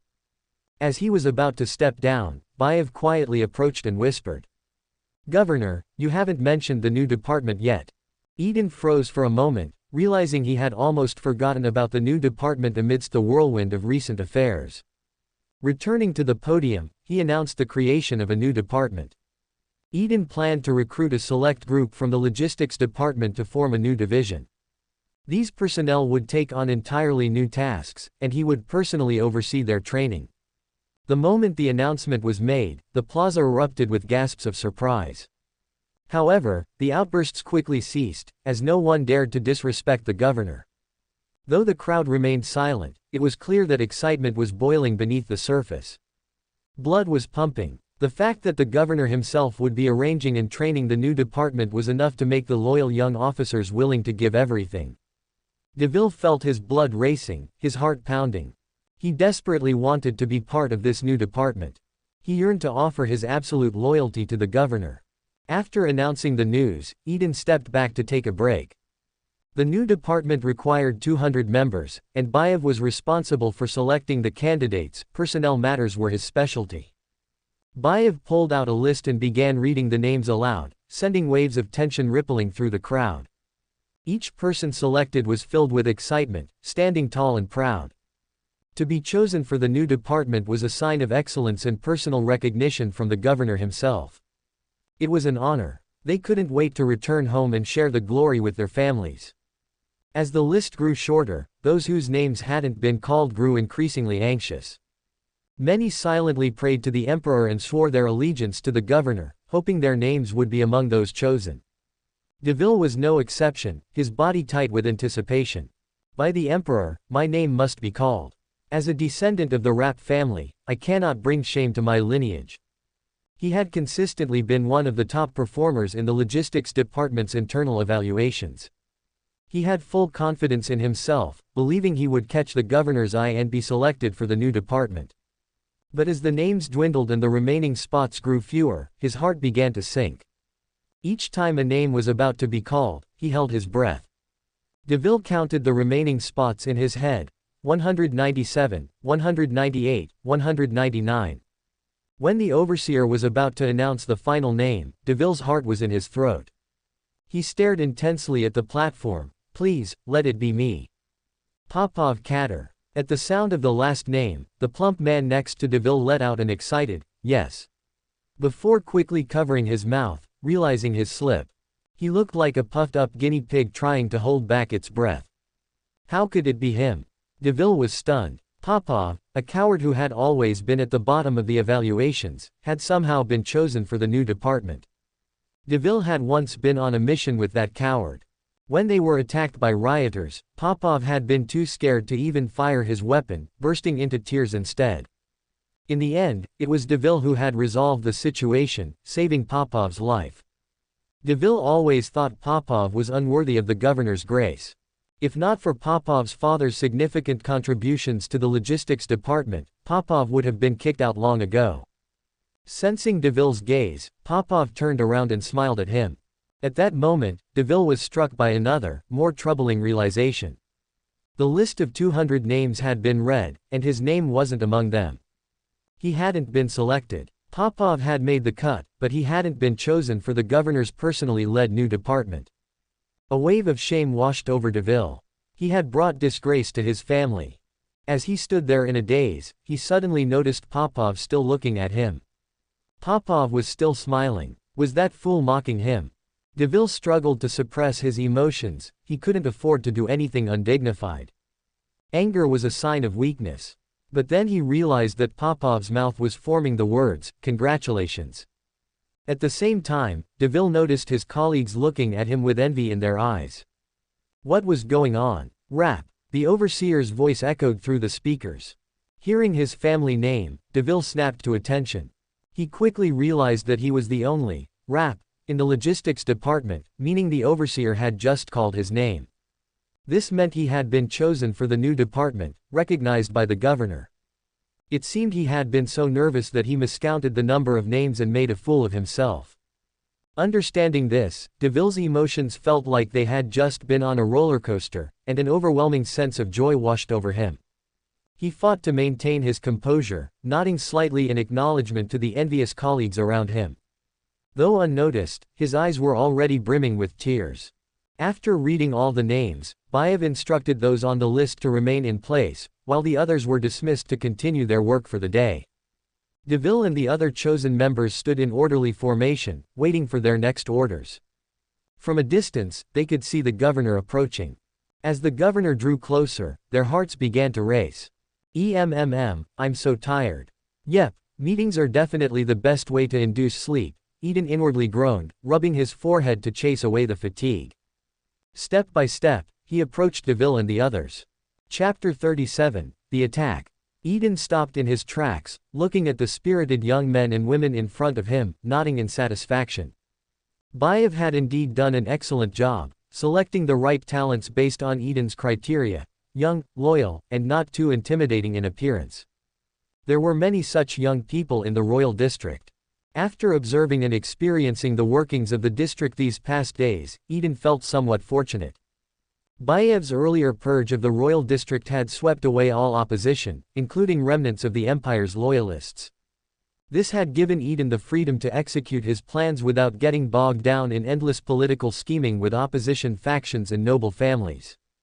To be honest, the royal district now had too many loyal personnel, and it was nearly impossible to find anyone rebellious. It was as if he could do anything he wanted. Because of this, he dared to carry out such sweeping reforms and bold strategies to gather the power of hope. Snapping out of his thoughts, Eden smiled warmly at the group before him. From now on, you will be members of the new department. The work ahead will be critical and will require your absolute effort and obedience. Do you understand? Yes. Their voices were loud and resolute.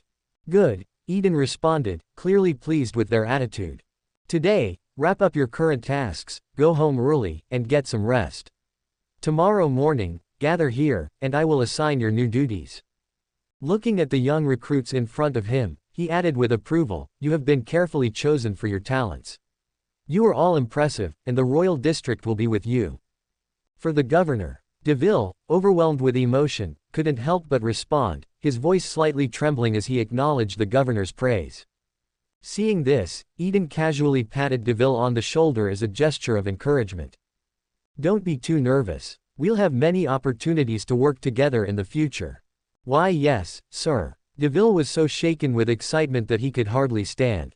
Eden checked his pocket watch and gave a slight nod to the group before turning to leave under the escort of Carter and his guards. Bayev then took charge, immediately summoning senior officials from the logistics department to handle the transfer of duties for the new recruits. From this moment on, the new department members would no longer be responsible for any of the current tasks in the logistics department. Instead, they would directly receive orders from the governor. In essence, their status within the department had now risen to the top tier. They would answer only to the governor, no longer subject to the commands of other senior officers. Since this was a direct order from the governor, the logistics department's handling of the matter was impressively swift. In just one morning, the administrative paperwork for the new members was completed, and others were assigned to take over their previous duties. By the afternoon, everything was sorted out, and the new department members were released early to enjoy a rare half-day off. As Deville walked home, he felt as if he were floating on air. He was still basking in the excitement. By the emperor, he thought, the great governor himself had patted him on the shoulder. What an honor. Deville, sir. He heard a voice calling out to him. From the sound of it, it was the coward, Popov. Deville stopped, turning around with a cold expression. What is it? Popov jogged over, his belly bouncing slightly, making him look rather comical. I was so envious of you just now, getting to interact with the governor so closely. Deville felt a bit proud but didn't show it. By the emperor, I'm sure the governor will remember you. Once Popov started talking, he just couldn't stop. But Deville sighed inwardly. If only the governor had asked for his name. Then he could have proudly announced it and recounted the history and achievements of the Rapp family. In time, the governor would have known how loyal he and his family truly were. But it didn't matter, there would be other opportunities. As long as he performed well in the new department, completing the governor's tasks and demonstrating his excellence. The governor would surely remember him, Deville, the outstanding scion of the Rapp family. Deville. Popov interrupted Deville's thoughts. What do you think the governor is planning? He's moved so many resources from the logistics department, but we barely have enough to last through next month. And he's secretly repairing the statue of the Emperor. Shut up. DeVille snapped, his voice tense. Didn't the overseer already issue a gag order on that? If you let that slip and anyone outside the royal district finds out, you'll be finished. Popov clamped his hand over his mouth, his eyes darting nervously around. After seeing no one nearby, he let out a sigh of relief. I was just curious. Anyway, let's talk about something else. How do you think the governor plans to solve the food problem? With the royal district cut off from the lower hives and the outside world, I just can't figure out how he'll find new sources of food. Are you doubting the governor? No, I'm just asking. Popov waved his hands frantically, his face turning red with panic. I would never doubt the governor. HMPH, your big mouth will get you killed one day. DeVille's expression softened slightly. Luckily, you're only saying this in front of me. If the disciplinary officers overheard you, you'd be in serious trouble. I only talk like this to you, I keep my mouth shut around everyone else. Popov mimicked zipping his lips. We're practically blood brothers. We're not that close. DeVille gave him a sidelong glance. I haven't even thought about the issues you've raised. I'm just a small player. There's so much I don't know, and I'm in no position to question the governor, who stands at the pinnacle of Urth. He paused and recited a line from the Emperor's Book of Wisdom.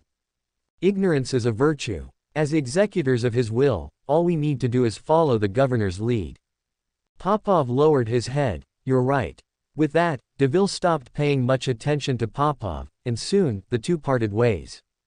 When DeVille returned home, his mother Marty informed him that, thanks to the governor's efforts, their food rations had been restored to normal levels. This was an unexpected joy. It meant their family could now survive on wood chip bread and wouldn't have to rely so much on corpse starch. DeVille also shared the day's events with his mother and sister, telling them that he had gained the governor's favor and would soon take on new responsibilities. You are the pride of the Rapp family. Marty was filled with pride for her son, and Lilith was just as thrilled. The Rapp family embraced tightly, crying together, feeling as though the hard times were finally coming to an end. Afternoon. In the office atop the spire, Eden looked at a report in his hands, feeling a growing sense of unease. According to the report, several residential areas around the Holy Square had been attacked to varying degrees. Subscribe to Chinese Novel Audiobook YouTube channel. Chapter 38, The Purge. The attacks on the residential areas were not simple affairs. The unfortunate victims left behind hardly any intact bodies. They were brutally dismembered, with their organs and brains missing. Judging by the evidence at the crime scenes, it appeared to be the work of some beast-like monsters. The residents of the district were now gripped by fear. People were terrified, and despair loomed even heavier over the territory. Eden let out a long sigh, turning to Bayev, who was standing nearby. Have we found the culprits? No, those damned creatures are hiding well. Bayev shook his head, then continued, but we do have some leads. Several weeks ago, an agent we planted in the Hoffman family's territory sent us a report. The same thing happened there. I suspect this attack is related to the Broken Eye cult that's been spreading within their lands. Eden fell silent. 5 years ago, after the Heretic Rebellion, the Upper Hive sealed its connections to the outside world.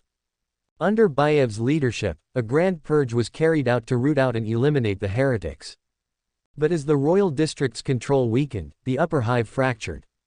It led to the rise of 3 dominant factions: the Royal District, the Hoffman family, and the Grey Wolf Gang.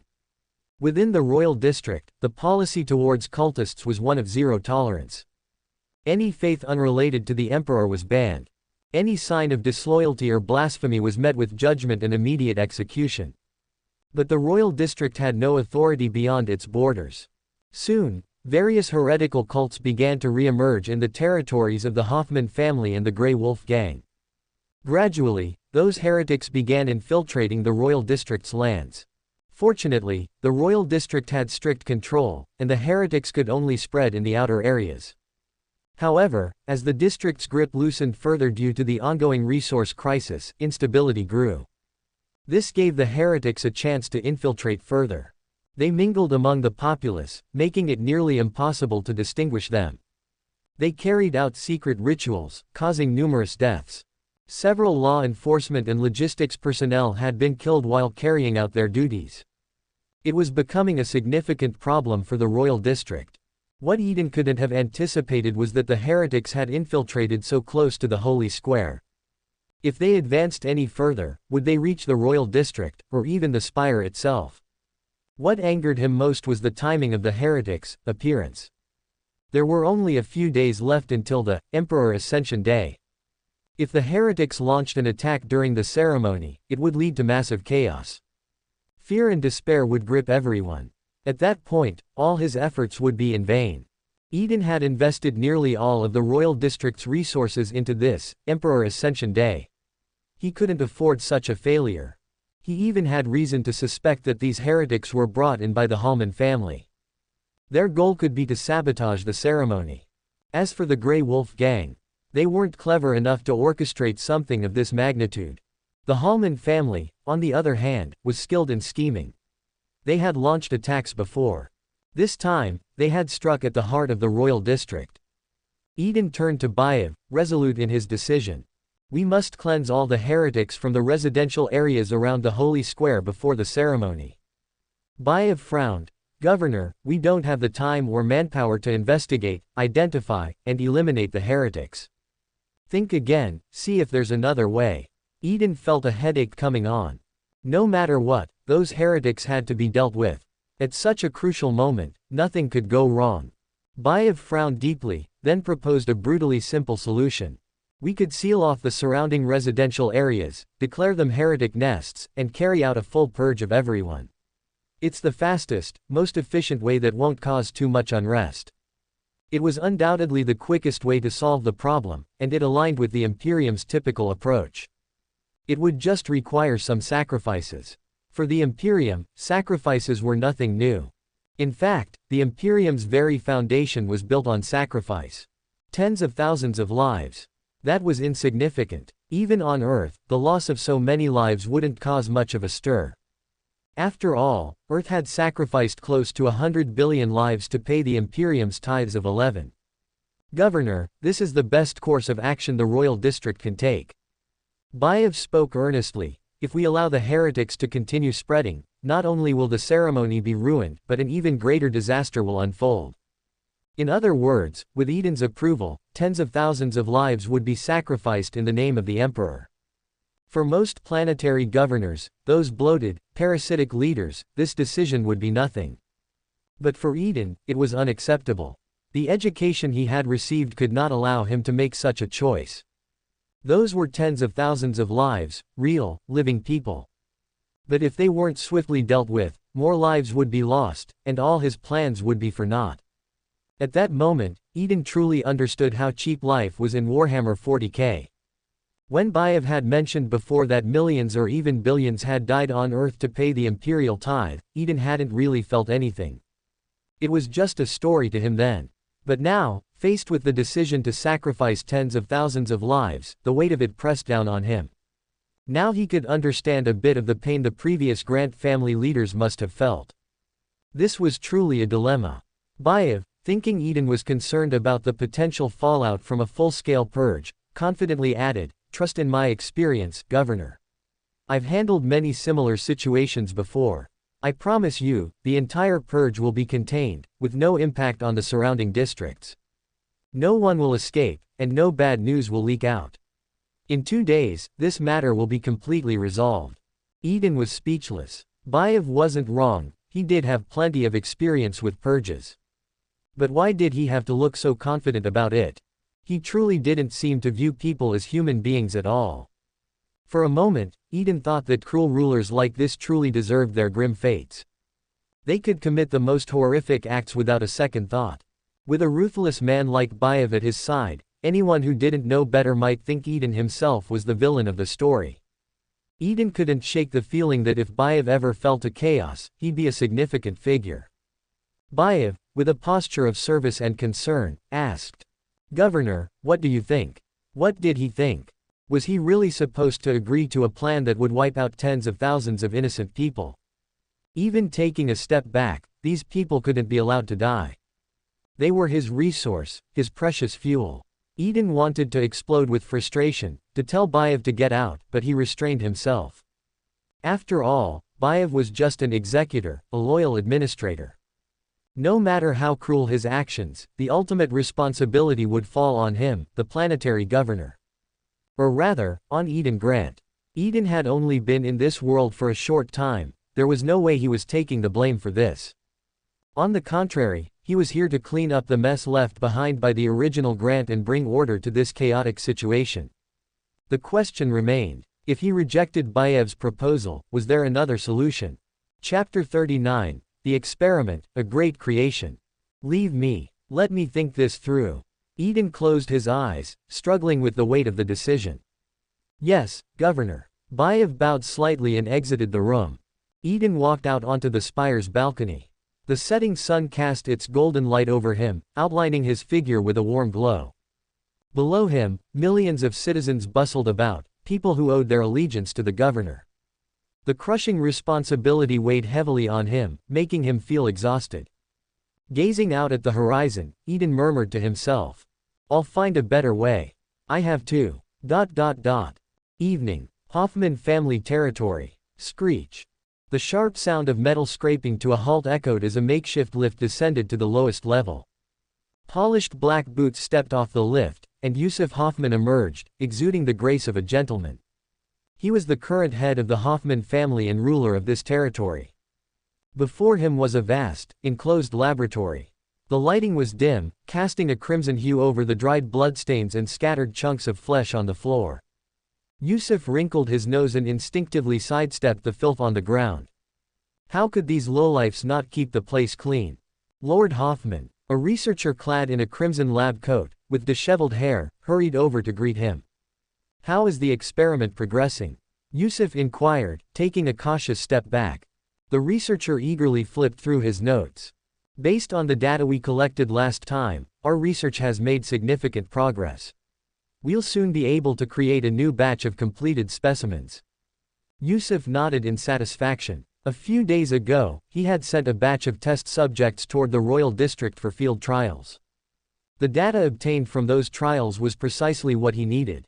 His gaze shifted to the massive cultivation area, where rows of towering cylindrical glass vats contained terrifyingly grotesque creations suspended in liquid. These monstrosities were weapons Hoffman had developed to deal with the Imperial guards. With that thought in mind, Yusuf walked past the vats and arrived at the far end of the cultivation zone. Here stood a vat far larger than the others, around 10 meters tall, with a broken eye symbol emblazoned on its glass. Yusuf stared at the vat with fervent admiration. This was the true masterpiece. This was the foundation of his plan to seize control of the planet. Through the glass, one could see a grotesque, flesh-like mass.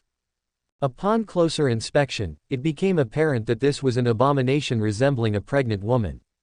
Her skin had been peeled away, her flesh intertwined in a horrifying mess. Her abdomen had ballooned to an obscene size, resembling a monstrous mass covered in countless eyes. Despite the bloated horror that was her belly, the woman's upper body and legs remained relatively normal in size. Yet, she was still alive, silently screaming in agony within the liquid. When her gaze fell upon those standing outside the vat, particularly Yusuf, her eyes pleaded desperately for release. She longed for death, hoping for the end of her unbearable torment.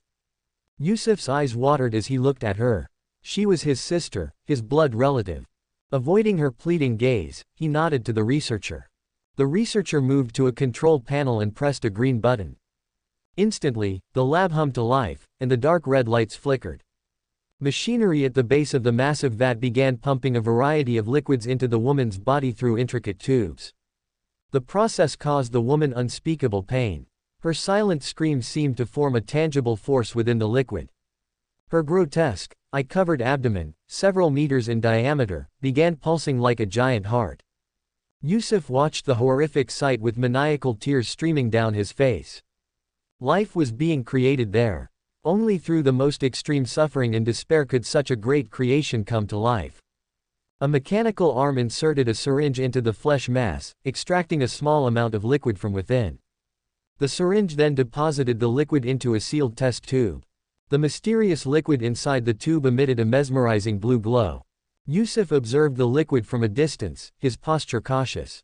These substances would be his gift to eat and grant that fool in the royal district. Test its effects. Yusuf ordered a young researcher to experiment with the liquid inside the test tube. The young researcher trembled with fear but obeyed nonetheless. Defying orders in this place was a fate worse than death, many had already proven that. The researcher shakily entered the sealed glass chamber.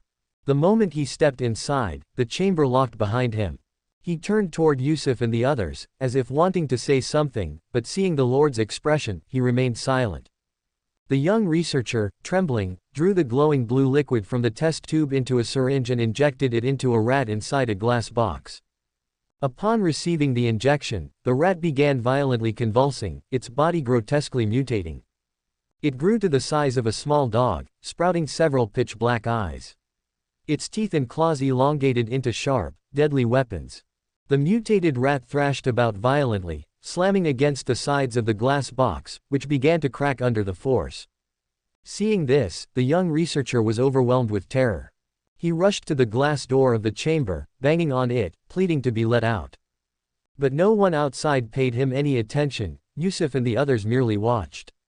Realizing there was no escape, the young researcher turned around, leaning against the glass wall, and faced the monstrous rat.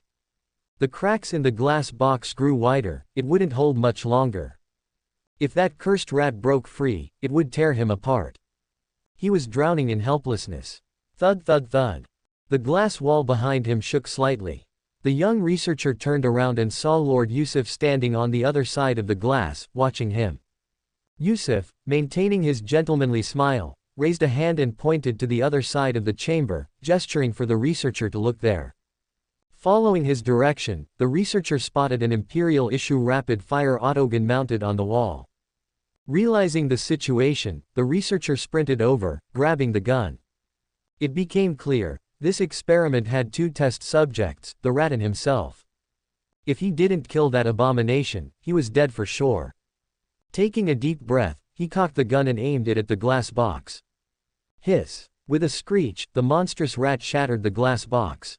Ta-ta-ta-ta-ta. Before it could fully emerge, the rat was engulfed in a hail of bullets from the rapid-fire autogun.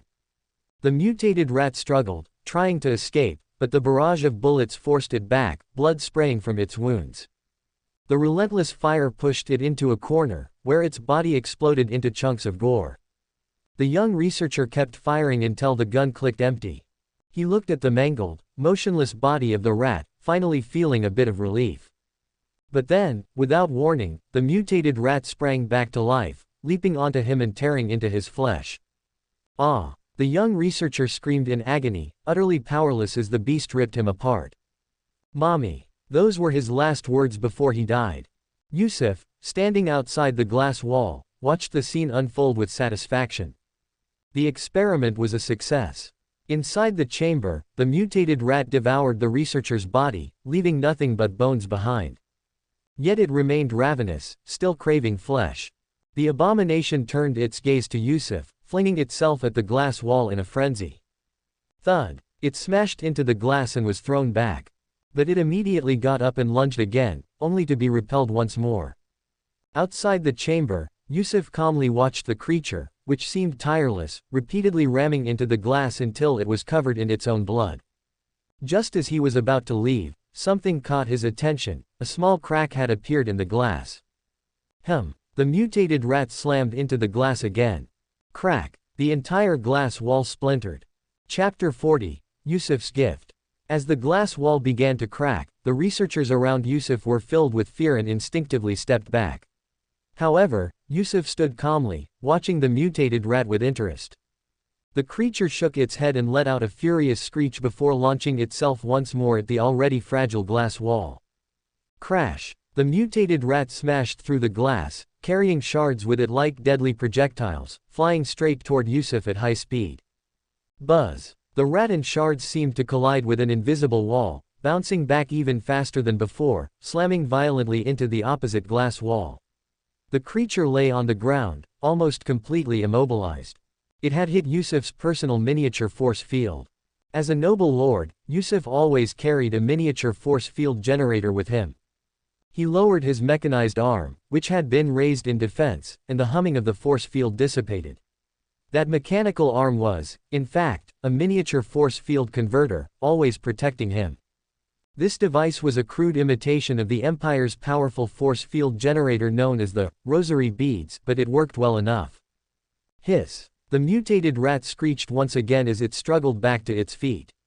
Its tenacity excited Yusuf even more. What a terrifying weapon! The mutated creature lunged once again, but this time it seemed to be held back by some unseen force. It struggled violently, but its movements soon slowed, and it collapsed, unmoving. "You've arrived," Yusuf said calmly, turning toward the figure in a black robe who had just entered the room. The figure's forehead bore a blue symbol of the broken eye cult, and his face was marred with scars. His eyes glowed faintly with blue light. It was he who had subdued the mutated rat. The blue light in the robed figure's eyes faded, and he knelt before Yusuf.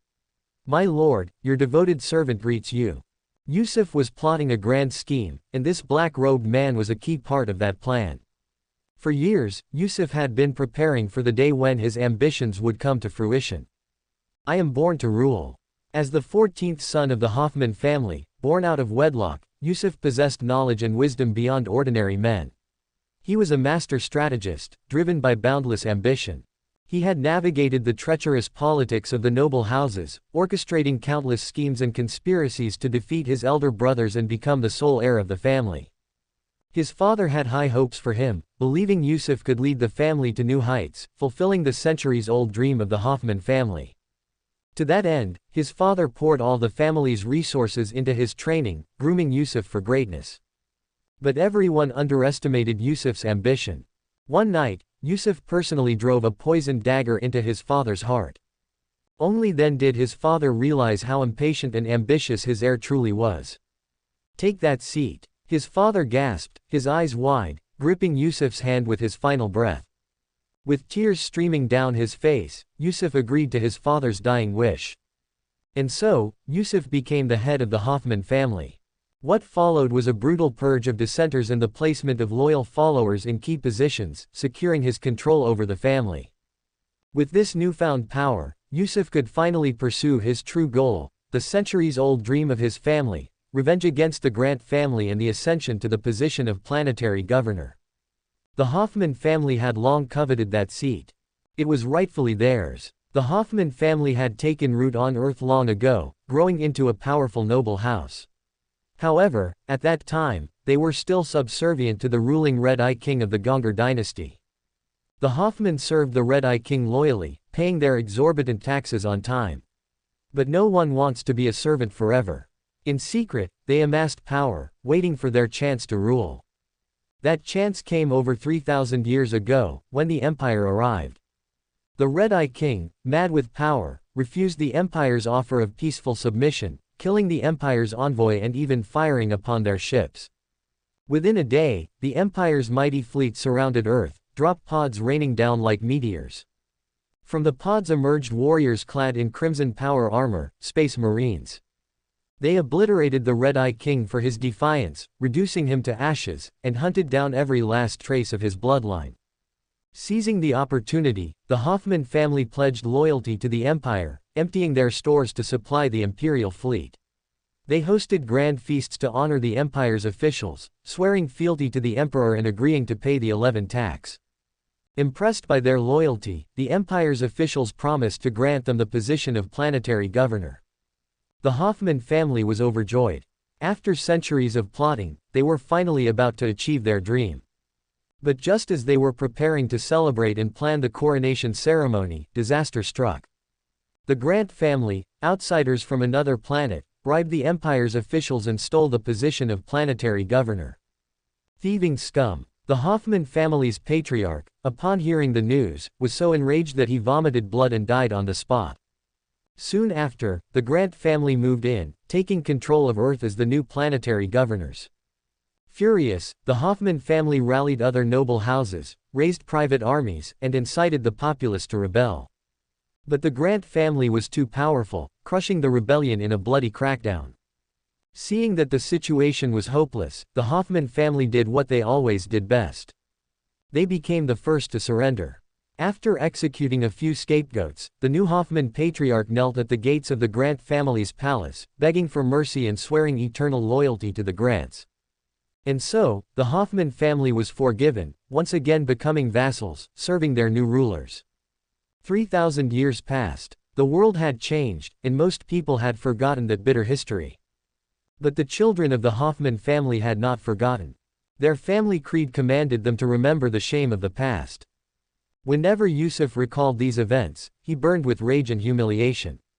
That was why, after securing control of his family, he had begun planning for revenge. He was even willing to use forbidden powers. Though recent years had brought chaos, the brutal 11 tax, warp storms, hive undercity mutations, and the heretic rebellion, Yusuf had never forgotten his desire for vengeance. He seized the opportunity when the Grant family was at its weakest, striking a blow that nearly destroyed them. For the first time in thousands of years, the Hallman family was free. Yusuf had held off the Grant family's retaliation, taking control of a third of the upper hive. He believed that, with his intelligence and cunning, he would be the one to end his family's centuries of shame. He would destroy the Grant family and take the title of Planetary governor. Once he held that power, he would reclaim the lost hive cities and restore Earth to its rightful path. Now, all he had to do was follow the timeline and advance his plan step by step. Yusuf looked down at the kneeling black-robed man. Have you delivered the gift to Eden Grant yet? Thank you for watching. Continue exploring the fascinating world of Chinese novels with us. Hit that subscribe button on Chinese Novel Audiobook to stay updated with our latest stories. And never miss out on a great listen.